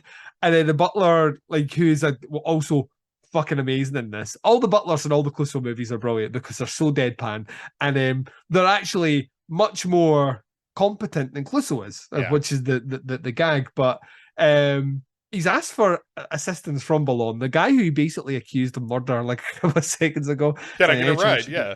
can I get a ride? And he's like, yeah, I'll get my butler to do it. And then all Ballon asks him to do as kind of recompense for this is to put away his pill cue. Like, can I give you my pill cue to put away? And Clouseau's like, not a problem. And then Ballon goes to speak to his butler and call him in to do this. It was such a stupid joke. It's so stupid. Clouseau goes to put the cue in, and then they all fall out, and he's like, "Wah!" Yeah. And they go everywhere, and then you just see Ballon kind of look over, and it's wrecked. Like everything's ruined. It looks like if you just dumped a bunch of pickup sticks on the floor or something, if you remember that toy. But yeah, it is just, again, it's this great physical comedy of him being completely unable to perform these rudimentary task. Yeah, like all you have to do is put the pill cue away. There's a hole for it. And that's actually the line of whoever invented this rack is a monster. Followed up by an even better line where like he's the butler comes in, he's like, don't worry about it, the butler will fix it. And he's like, oh, I'll say goodbye to you. The door's open and he walks the wrong way. He doesn't go through the door hole, he walks the wrong way into the wall, and then comes back and says, and whoever designed this house, whoever the architect is, he is also a criminal. Yeah. And your architect. Yeah. It's just such it's kind of at this scene, I think, Duncan, where I realized like, oh, this is just a cartoon. It's 100%. That's how you should approach these movies, as they are. It's a cartoon. Yeah. All the way through it. Like it will never, like the humor will never get more subtle than what you're seeing just now.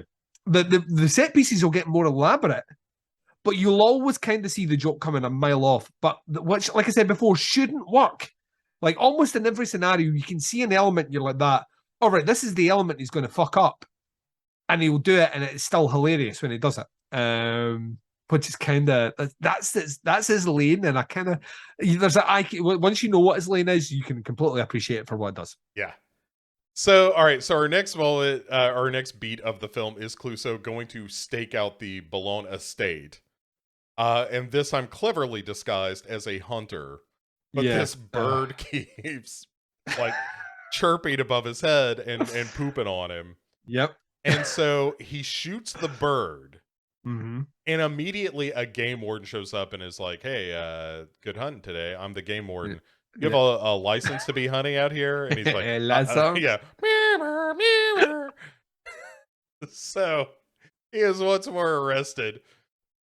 And so the next stakeout happens where it's really stupid, but it does totally work because it's a great editing joke, like a film editing joke of the quick cut to the same shot of the paddy wagon. Why doesn't he tell them he's a police officer? Who knows? Because he's an idiot. You know. So Clouseau and Hercule have followed Maria to a place called Camp Sunshine. Which is not the sort of camp that you think it is right. at all. So, like, Clouseau goes in alone, talks to a guy behind the counter, and if you're, again, just a person who has 3 working brain cells, you realize that, oh, this guy behind the counter is naked. Yeah. So this must be a nudist colony. Yeah, like when Clouseau asks him if he's just been for a swim. Yeah. Oh, yeah, just a little bit ago. Uh-huh. And he says, is there Maria Gambrelli here? And he's like, oh, yeah, she went to the recreation area. And he's like, all right, how do I get to the recreation area? And he's like, well, just go through this room and you'll need to change in the locker room. Which he goes in the locker room and there's a guy there. And he's like, hey, what are you doing? And also the guy's naked. And yeah, the guy's naked playing a guitar. Yeah.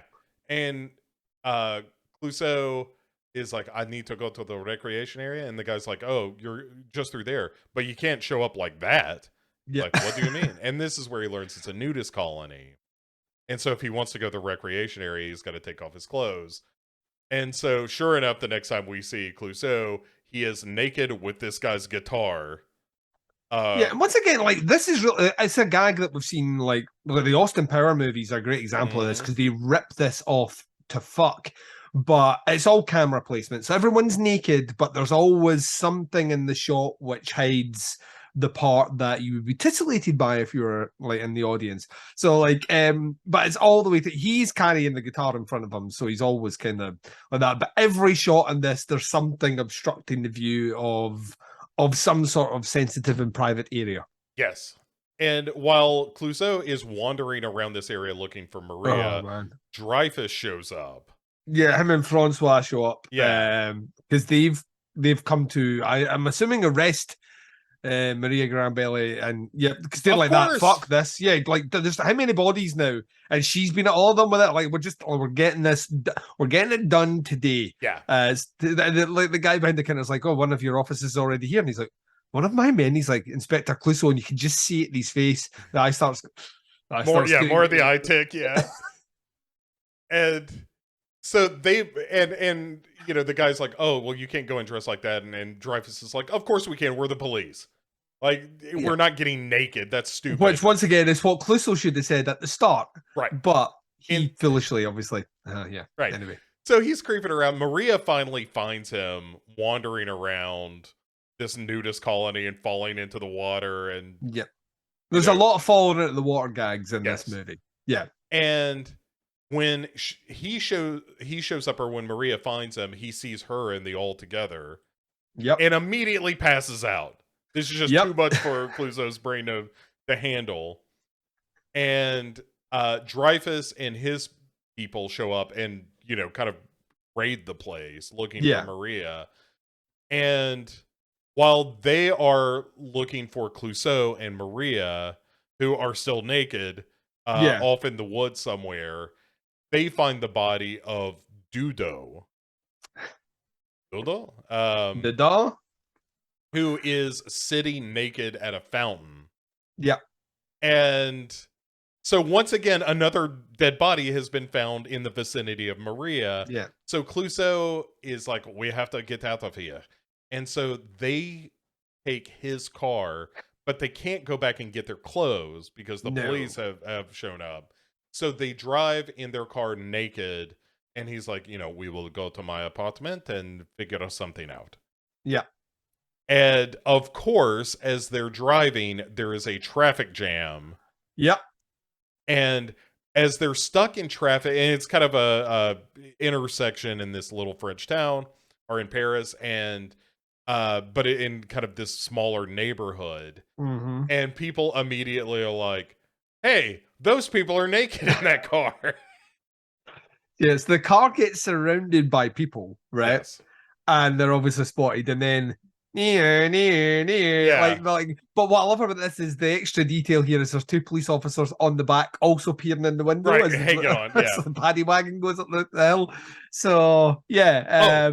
Also, in the midst of all of this, there has been another body of of Henri discovered at the Ballon estate.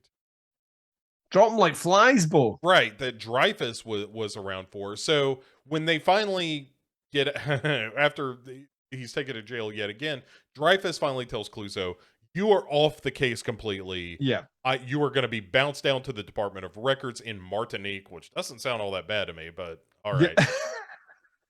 And so, but Clouseau was like Clouseau was like, "You're doing the wrong thing. Listen, I can tell you right now, the one person." And like this is where Francois' answer. There's like the one person who is innocent is Maria Gambrelli. She is innocent. You're like convicting the wrong woman. And then he starts to walk at the door, and he's like that. You're like, thank you very much, Francois.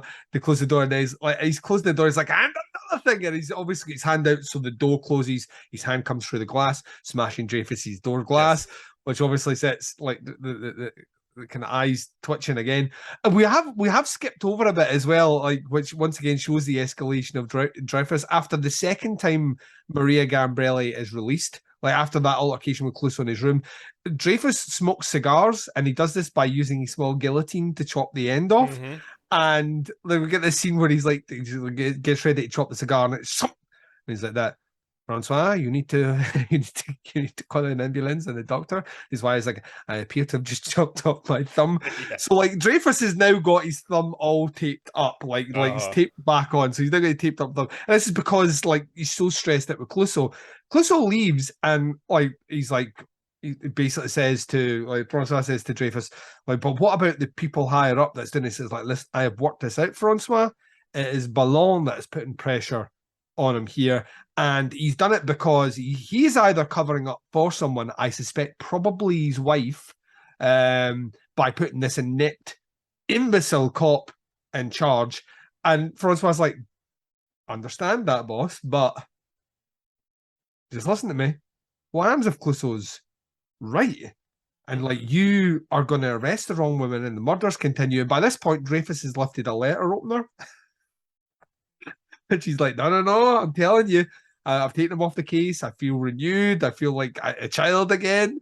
And he's like, but what happens if, you know, what? Like, just let's play devil's advocate. What happens if Clouseau is right and you're wrong? And he's standing at the window and he folds his arms over like he's in a huff, like this, and then all you hear is, Francois, I need you to get the doctor. And he's like, are you feeling a bit unwell? He's like, I appear to have stabbed myself with the metal on that. It's almost the gag. What it reminded me of is the Young Frankenstein scalpel gag where Gene Wilder stabs himself in the leg on my grandfather's work was doo-doo. Class dismissed. And it's that kind of thing. It's so that calm, like, you know, I have severely wounded myself, but I'm not going to. He stabs himself at the arm with this thing. So Clouseau goes back home dejected. Is starting to pack his suitcase up with all his various regalements. He's wearing his sortie hat for no reason at all.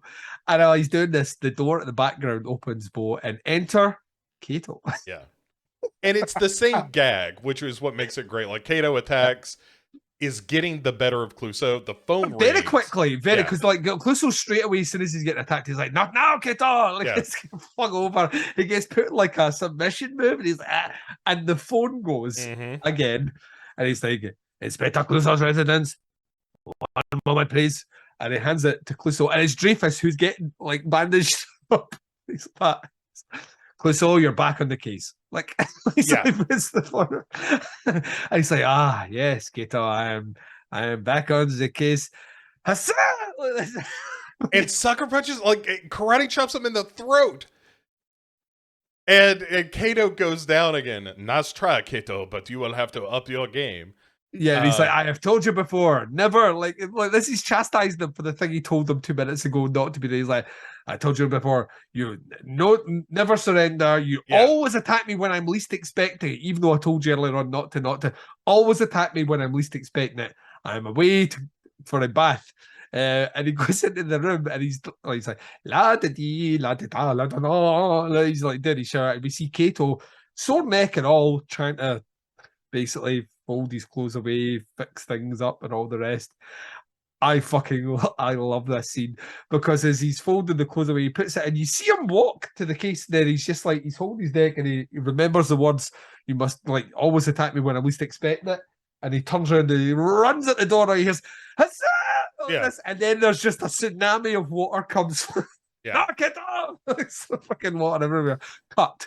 Yeah. So pretty good. So. Dreyfus later is kind of telling Francois, like, you know, or no, he's talking to his therapist. Sorry, things have escalated. He's now physically having to see his therapist. Yeah, and who is also a recurring character. This guy will be back as his therapist again. Okay. And he's telling about like what an idiot Clouseau is and all the ways he's screwed up and letting Maria out yet again. And he's like, and he's going on a date with her tonight. He's taking her out to dinner. Like this is suspect, right? Like the fact this is going to blow up and it'll be egg on the face of, you know, the police department in general. Not to mention me personally for being his supervisor. Like I can't get away from this guy. Like every time I turn around, I can't pull him off the case. But as soon as my plan is he is going to screw himself so good that he's going to stop being my problem, because this is like he is doing the dumbest possible thing by taking her out in public to dinner. Yes. And Which we then see him taking her out to dinner. right. And it's this extended scene This is where so good, man. This is so good. Like, this is another one where, like, it once again should not work, but the gag gets funnier as you can see the inevitable. You know what's going to happen. It's just how we're going to get there. yes. So, well, I think the surprise is Kato's involvement in it, but yeah. Yeah. So they start off having dinner Yes. where they're watching like some stage show, and this mysterious gloved stalker pulls out a silenced pistol, is waiting for this dancing to reach kind of a crescendo, and then fires a pistol at them, which shatters their glasses. It misses them, but it shatters the glasses as they're toasting, and they kind of laugh it off. Yep. And so they leave this restaurant to go outside to get their car. As they're getting their car, a valet brings it around, is helping them into the car. Our mysterious, would-be killer throws a knife, which stabs the valet and kills him. And of course, they're ignorant to all of this. They just get in the car, drive away as this valet dies on the streets of Paris.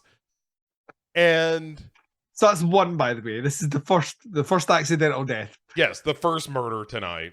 Yeah. Then they go to some kind of Russian dance hall or something where they're having drinks, and it's this Russian dancer doing the traditional like babushka kind of dance. And the killer shows up here and is gonna use a blow dart. Use like an actual goodness to gracious blow dart. Right. Which hits another guy. A guy that stands up at the last minute to applaud gets like, he takes the dart, and he got like, no one at the table realizes this guy's out. They're oblivious to it as well. And then we morph this to a more intimate setting with the Russian dancer basically getting people involved to do the dance. So we're now doing a collaboration thing, and the black glove killer poisons Clouseau's drink. Right? He's like, this is like, I'm gonna. Well, because the whole thing is like, you do the dance, and when you finish the dance, you kill like a shot of vodka or something. Yeah, so he's like, so first the gun didn't work, then the knife didn't work, the blow dart didn't work. Poison's a sure thing. So they go over to do this, and like, Clouseau doesn't want to do the dance, and Maria's like, no, do the dance. And he goes to do the first, hey, like that, and his trousers rip. Yeah. And he's like, and he's like, so he can't take part in the dance anymore because he's so embarrassed. So the dancer that comes back on does his dance, dims the poison drink. Yep. Because of course he does. So he then dies. He is now murdered. And so they go back to Clouseau's place. Oh man. Yeah. And in which the killer follows, and he receives a package that is a clock, and he's like, I got that clock, and puts it beside the bed. Yep. And so he gets back in bed with Maria. Yeah. And they're fooling around, and because he has been given instruction to attack when Clouseau least expects it, Kato then attacks while Clouseau is about to get it on with Maria. And as he attacks, the bomb that was inside this clock goes off, exploding and blowing out the window and that kind of thing. And then we cut to Dreyfus, who is now talking to Clouseau about like this trail of bodies. Yeah, well, this and he's like, that just happened to follow your attack. And he's like, and Clouseau's like, I am now more convinced than I've ever been that Maria is innocent because she was with me. Yes. Like Dreyfus is kind of looking at him going like that. Yeah, but she was there at all four of the murders. Like, yeah, but she was with me, and I didn't see her do it, which means she must be innocent. Yes. And he's like, well, who killed the four people? And he's like, whoever killed the previous four people killed these four people. Right.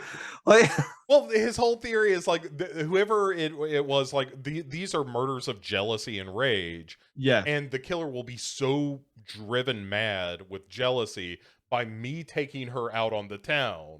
Yeah. That he will be forced to reveal himself, which he must didn't have reveal himself, but he didn't murder all these people in theory. 4 people, yeah, Yeah. another 4 people are dead. So Yeah, and Dreyfus is like, there are 8 people dead, not to mention all Yeah. the destruction that this bomb caused. yeah. So what's next? And he's like, aha, we will, confront them at the Bellon estate. Yeah, so now we get the classic scene of every murder mystery, which is this is an Agatha Christie classic here. We will assemble everyone who's the suspect into one room, and we will confront them with the evidence. We'll talk them through, like Clouseau is going to talk them through. He's going to do his Poirot moment where he talks each of them through the events that have happened. And by the end of this conversation, I will have found the killer, he or she.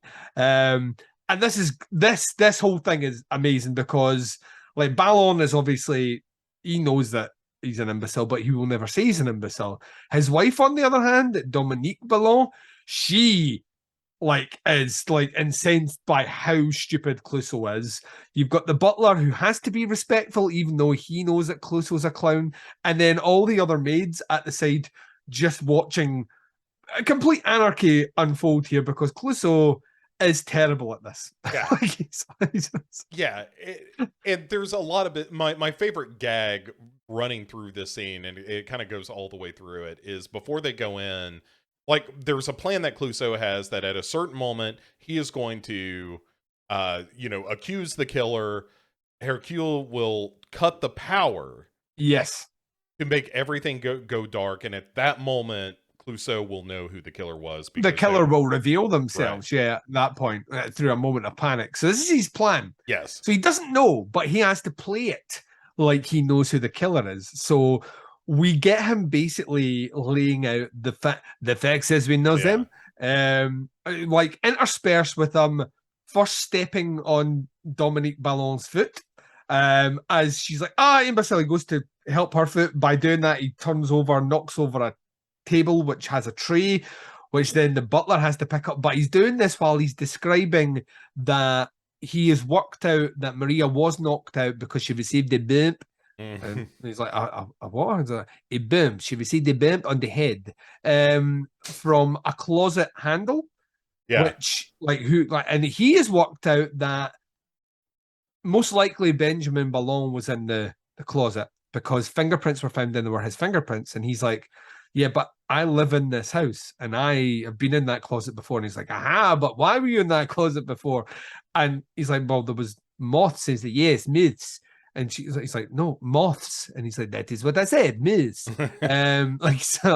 So he's like, the myths are in there. And he's like, no, like Maria told me there was moths in this cupboard. And he's like, is this true, Maria? And she's like, yeah, that's right. And he's like, and you, the billionaire owner of this house, will go up to investigate myths, like that, not understanding that most likely this was a ploy for them to have sex, right? And so there was like an opportunity for them to go off and like do what they do. But in all the confusion, he loses his train of thought from all the shenanigans that are happening. So this is fucking brilliant. He basically goes across and then starts chastising the butler. You weren't paying attention to what I was saying, were you? And he's like, I heard everything you say. He's like, oh, really? Well, what did I say? So the butler then starts to regale all the stuff. And you can see Clouseau going, right, I did say that. He's almost mouthing the words that he's saying back. And he's like, that. And the next time I may test you on these. Like, so you better be paying attention to every word that I say. And it starts to build up. And then, crucially, the moment comes where the killer does reveal himself, or should I say, Bo, killers. Yeah. Well, yeah, right. Because, and I couldn't begin to explain who killed who and all of this stuff. It is kind of, it becomes a bit of a shout match, but essentially everyone here, the opening set, the farce that you talked about, the opening set, is that everyone that lives on this state is having an affair with one of the other's wives or husbands. And as a result of that, the corresponding wife or husband commits the murder of the person having the affair with the person. And Clouseau is revealed to be right. Everybody but her every single somebody. person, every person in this room except Maria is a murderer. And as soon as this fight is finally revealed, where everyone basically, I killed something, then they're all revealed. Whilst this is happening, by the way, the black glove killer places his stick of dynamite in Clouseau's car, right? Mm-hmm. So he's going to blow this up when this car's turned on. And at the exact point where there's a crescendo of all these killers being revealed, Hercule cuts the lights. And if I could, Yes. because there is a thing that we haven't talked about where the timing of this is based on them trying to synchronize their watches Yeah. with a watch that Clouseau has that doesn't work. It doesn't work. And there's No. a whole running gag through this scene of his watch is constantly wrong. He doesn't know what time it is. He's making Hercule count to get to the right moment. But yeah, so the lights go off. Everybody who has shot somebody, which is everybody but Maria, essentially, Yeah. takes the opportunity to rush to Clouseau's car to try to get away as they're all bickering at one another. They get in the car, drive off, and it takes, 5 seconds? Yeah. And off screen, of course, the bomb that has been planted in the car goes off, thus killing all the murderers. So yes. all the murderers die, and Clouseau comes running out to see this bombs went off, and then out of the background, Commissioner Dreyfus, who is basically screaming for the car not to go. Yeah. And he's like, and Clouseau's like, oh, Commissioner Dreyfus, why are you here? And he's like, there was a bomb in that car. And he's like, yeah, I know the boom. And he's like, yeah, but that bomb was meant for you. And he's like, that. Well, what do you mean the bomb was meant for you? And he's like, I put that bomb in that car to kill you, Right. like that. And he's like, well, all you've killed is all the killers. Like, I was correct. Maria was innocent. He's like that. Those people in that car, as bad as well as they are, do not have hold a candle to how bad you are. Like Yeah. like the eyes going, the twitchy things happening, and he's like, it was I that killed all those people. So Dreyfus reveals himself to be multiple murderer. Yes. And he loses it to the point that he actually falls down and grabs Clouseau's leg and starts gnawing on his foot like a dog. Yeah.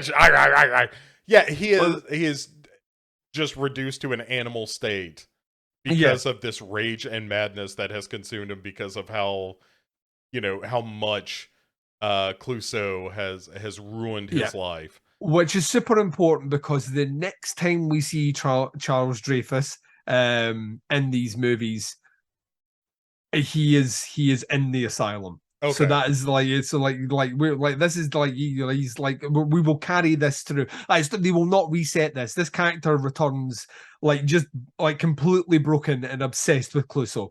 Like this is the way we're going to work this. But yeah, Hercule gets called to basically arrest Dreyfus, and Maria's cut. You always believed in me. I know my love, and they have this embrace right in front of the fountain that he fell into earlier on, and inexplicably, Bo. Is it? Because this is the moment that you would expect Clouseau would least expect an attack. I suppose it's also the exact moment he's always going to expect, because Clouseau will never have sex.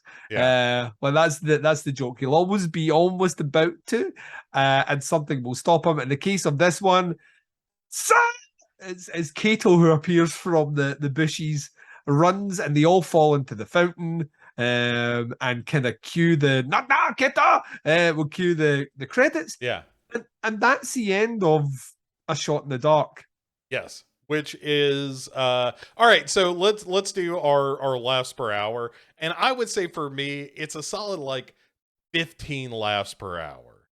It's maybe a bit higher for me, but I will take your 15 laughs per hour. Yeah, I mean there were scenes like I said. I don't know that I was as crazy about the nude scene. I was like, this is all fine. I mean, it's fine. It's a set piece to exercise a particular sort of gag, and the gag is less what Clouseau's doing, and it's more the funny camera work that's being employed. It's very 1960s. Very much so. I mean? And I don't think that plays as well today. But the scene when the first time he's interrogating Maria in the office and just gets ruined.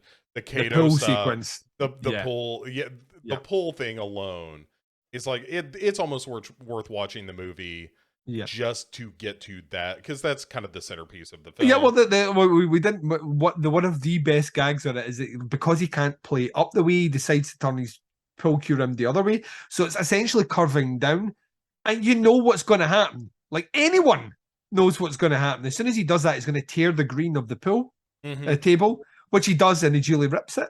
And once again, has to apologize to the man he's just accused of committing murder before he asks for him to get him a chauffeur. Like, Yeah. just, Yeah, like it's a terrific scene, and the big scene at the end where yeah, he's accusing everyone of, or Bellon and everyone else trying to ferret out the killer. Like that's a very very funny scene as well. yeah, Like yeah. from the point that they're synchronizing watches all the way up to kind of the Kato attack at the end, which is a great way to end the movie. It's a really fun movie, and like I said, as we were talking about a Pink Panther, a difference between the Pink Panther and this is like it gives up the pretense of trying to be this globe-trotting mystery and instead Yes. focuses on Clouseau being an idiot, and that's Yeah. where the fun is had. 100%. I think like basically what you get ultimately in this movie is the first realization that they're on to some like if the previous movie was them kind of establishing like the director seeing that there's something here, like there's a gem of an idea here with the Clouseau character. This is the first kind of right. Let's see how this plays out with this guy in an entire movie. It's kind of like what you get nowadays when there's like an SNL character that gets their own spin-off movie, like an Ace Ventura, or like a MacGruber, or these things where like we essentially get the full. Well, can this entertain an audience for longer than the 5 minute skit that we get on our TV show? And what I think that like this does, this movie once again very successful. It was one of the highest grossing movies of the year. I think it was within the top 20 of the highest grossing movies of the year. And I think that's essentially testament to there is a working formula here. And guess what? This working formula only ever needs Peter Sellers and Blake Edwards putting Clouseau in charge of our case, and we can spin up as many of these as we want, and it's fine from there. Which, like you say, like on paper, this should have just been we should have been rolling another one in very short order, and ultimately, I'd like there's a massive falling out between director and actor, and yeah, we're going to kind of have to like we're not going to get the follow up like straight away. It's not going to happen the way that we want it to. So yeah, it's one of those ones where I don't think this is the funniest installment either. I think we're still to get there, but that hilarity is going to be birthed out of much more ridiculous jokes. So you're gonna see things go in a direction where, like, the longer Sellers inhabits the role of Clouseau, the more ridiculous this is going to get. And you're going to have to wait about a decade before he reprises the role as Inspector Clouseau. Instead, what you're going to get as our next movie is an attempt by the studio, which is coming off a very successful movie. They're like that. This is fucking gold. We're glad we gave you the money. When can we spin the next one in? And Blake Edwards is like, I don't want to do another one of these movies. And Peter Sellers is like, I don't want to do this role anymore. And they're like, fine, reboot. Who needs you? And this is We can do it this yeah ourselves. this is I mean this has never backfired in Hollywood before, but it always works when you just essentially replace the character with, wait for it, an American actor, with a different, we're just going to give a different director the reins, and we're going to kick this off. And inexplicably, Alan Arkin is the guy who's given the role, and we're going to get to it, but Inspector Clouseau is the next one. It comes out a couple of years later. It is a painful movie to watch. I'm so curious about this movie, Duncan, because like from the director of Arthur 2 on the Rocks comes a reinterpretation of this Well, character. this is the thing. Like, if memory serves, like Arthur 2 on the Rocks, it did. Like, I'm sure Dudley Moore was offered the role of Clouseau and turned it down more than Oh, that's once. interesting. Yeah. Um, and he's not like, and Alan Arkin isn't the worst Clouseau either. There is a stint, I'm sure, in one of these movies where Roger Moore plays Clouseau, and he is fucking awful because Oh he is Roger wow. Moore playing Clouseau. So yeah, you've got to strap yourselves in. I'm going to take you on a whirlwind of a tour here of these. Like, and this is the first big blip. This is like, you don't get Henry Mancini doesn't do the score, Blake Edwards isn't the director, Peter Sellers isn't the Clouseau, but we have, essentially MGM who have the rights to the character and all the rest going, cool, let's press ahead. And that's where we will kind of pick things back up 4 years on in the future with a movie that doesn't even resemble a movie that I am telling you right now will score very low on your laughs per hour. Because I just don't find it funny. I find it awkward. I can't wait to see. It's such a bizarre idea to me. So I'm excited to watch this one. So Inspector Clouseau next time up. Oh yeah, no matter how bad it is, and I can't imagine that it's very good. The conversation is going to be amazing because we are literally going to be all the way through this going like, who thought this was a good time? Why did he do this? Like, it's just as a head scratching movie, but it'll be fun to discuss. Yeah, everything about it just seems so. It seems like exactly what a studio would do when presented with the situation you described. So I'm very excited to talk about it. In the meantime, Duncan, where can people find more out of you to hear about your love of Herbert Lom and Elkie Summers? Weirdly, they've already heard it on Podcasts Under the Stairs in this here summer series.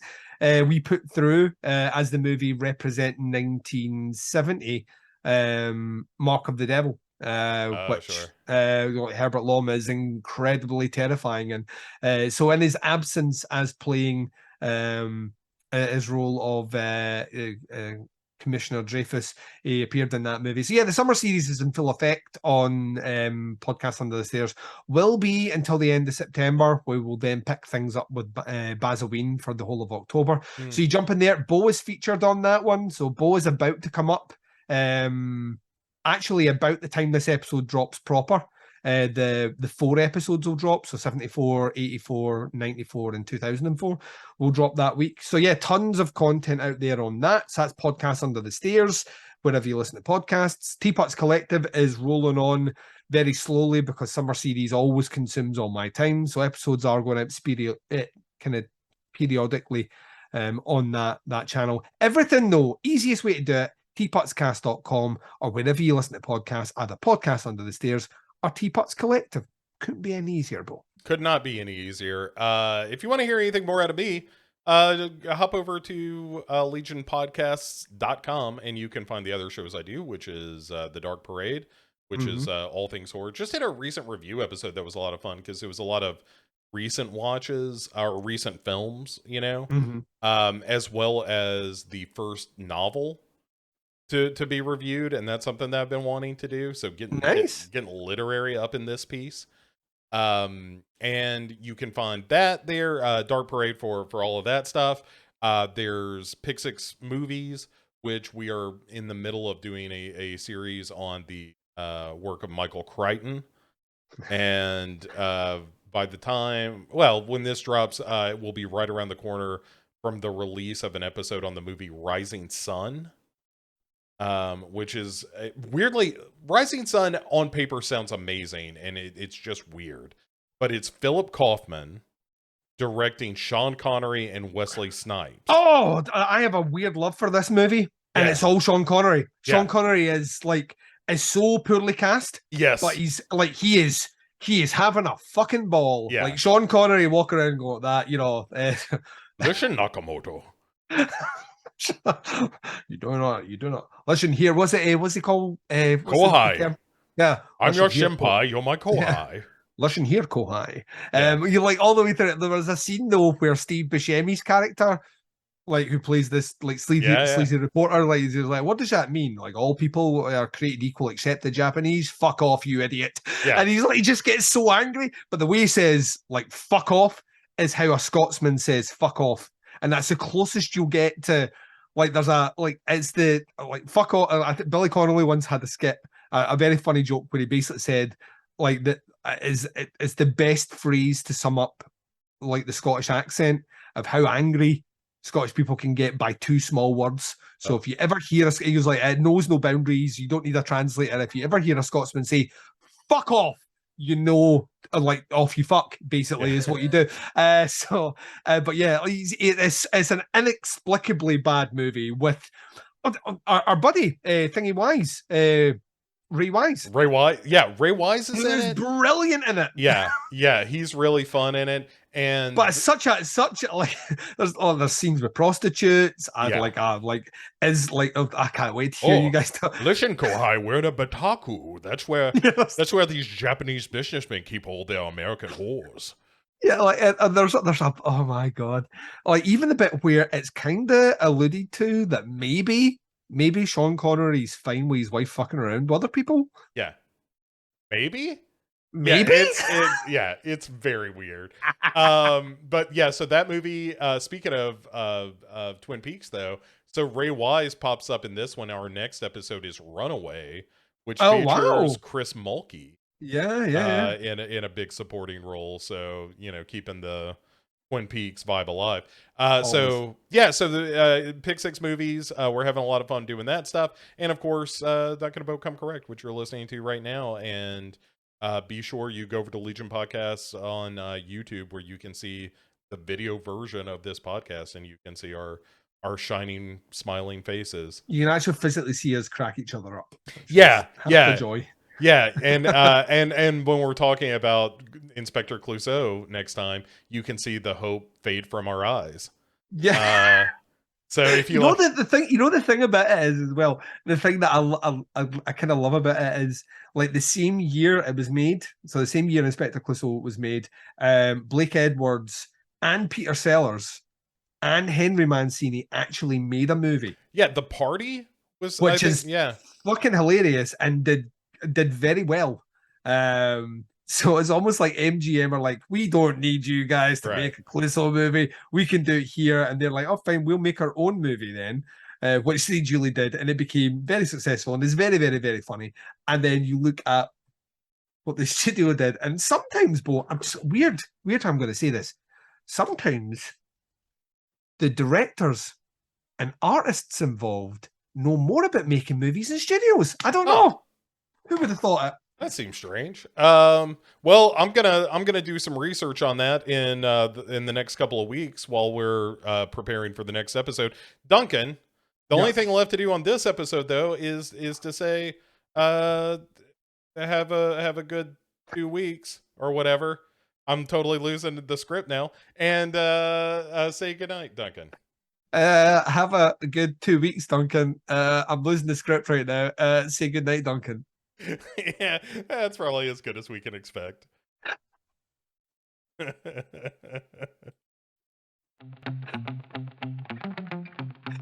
Ah, dear.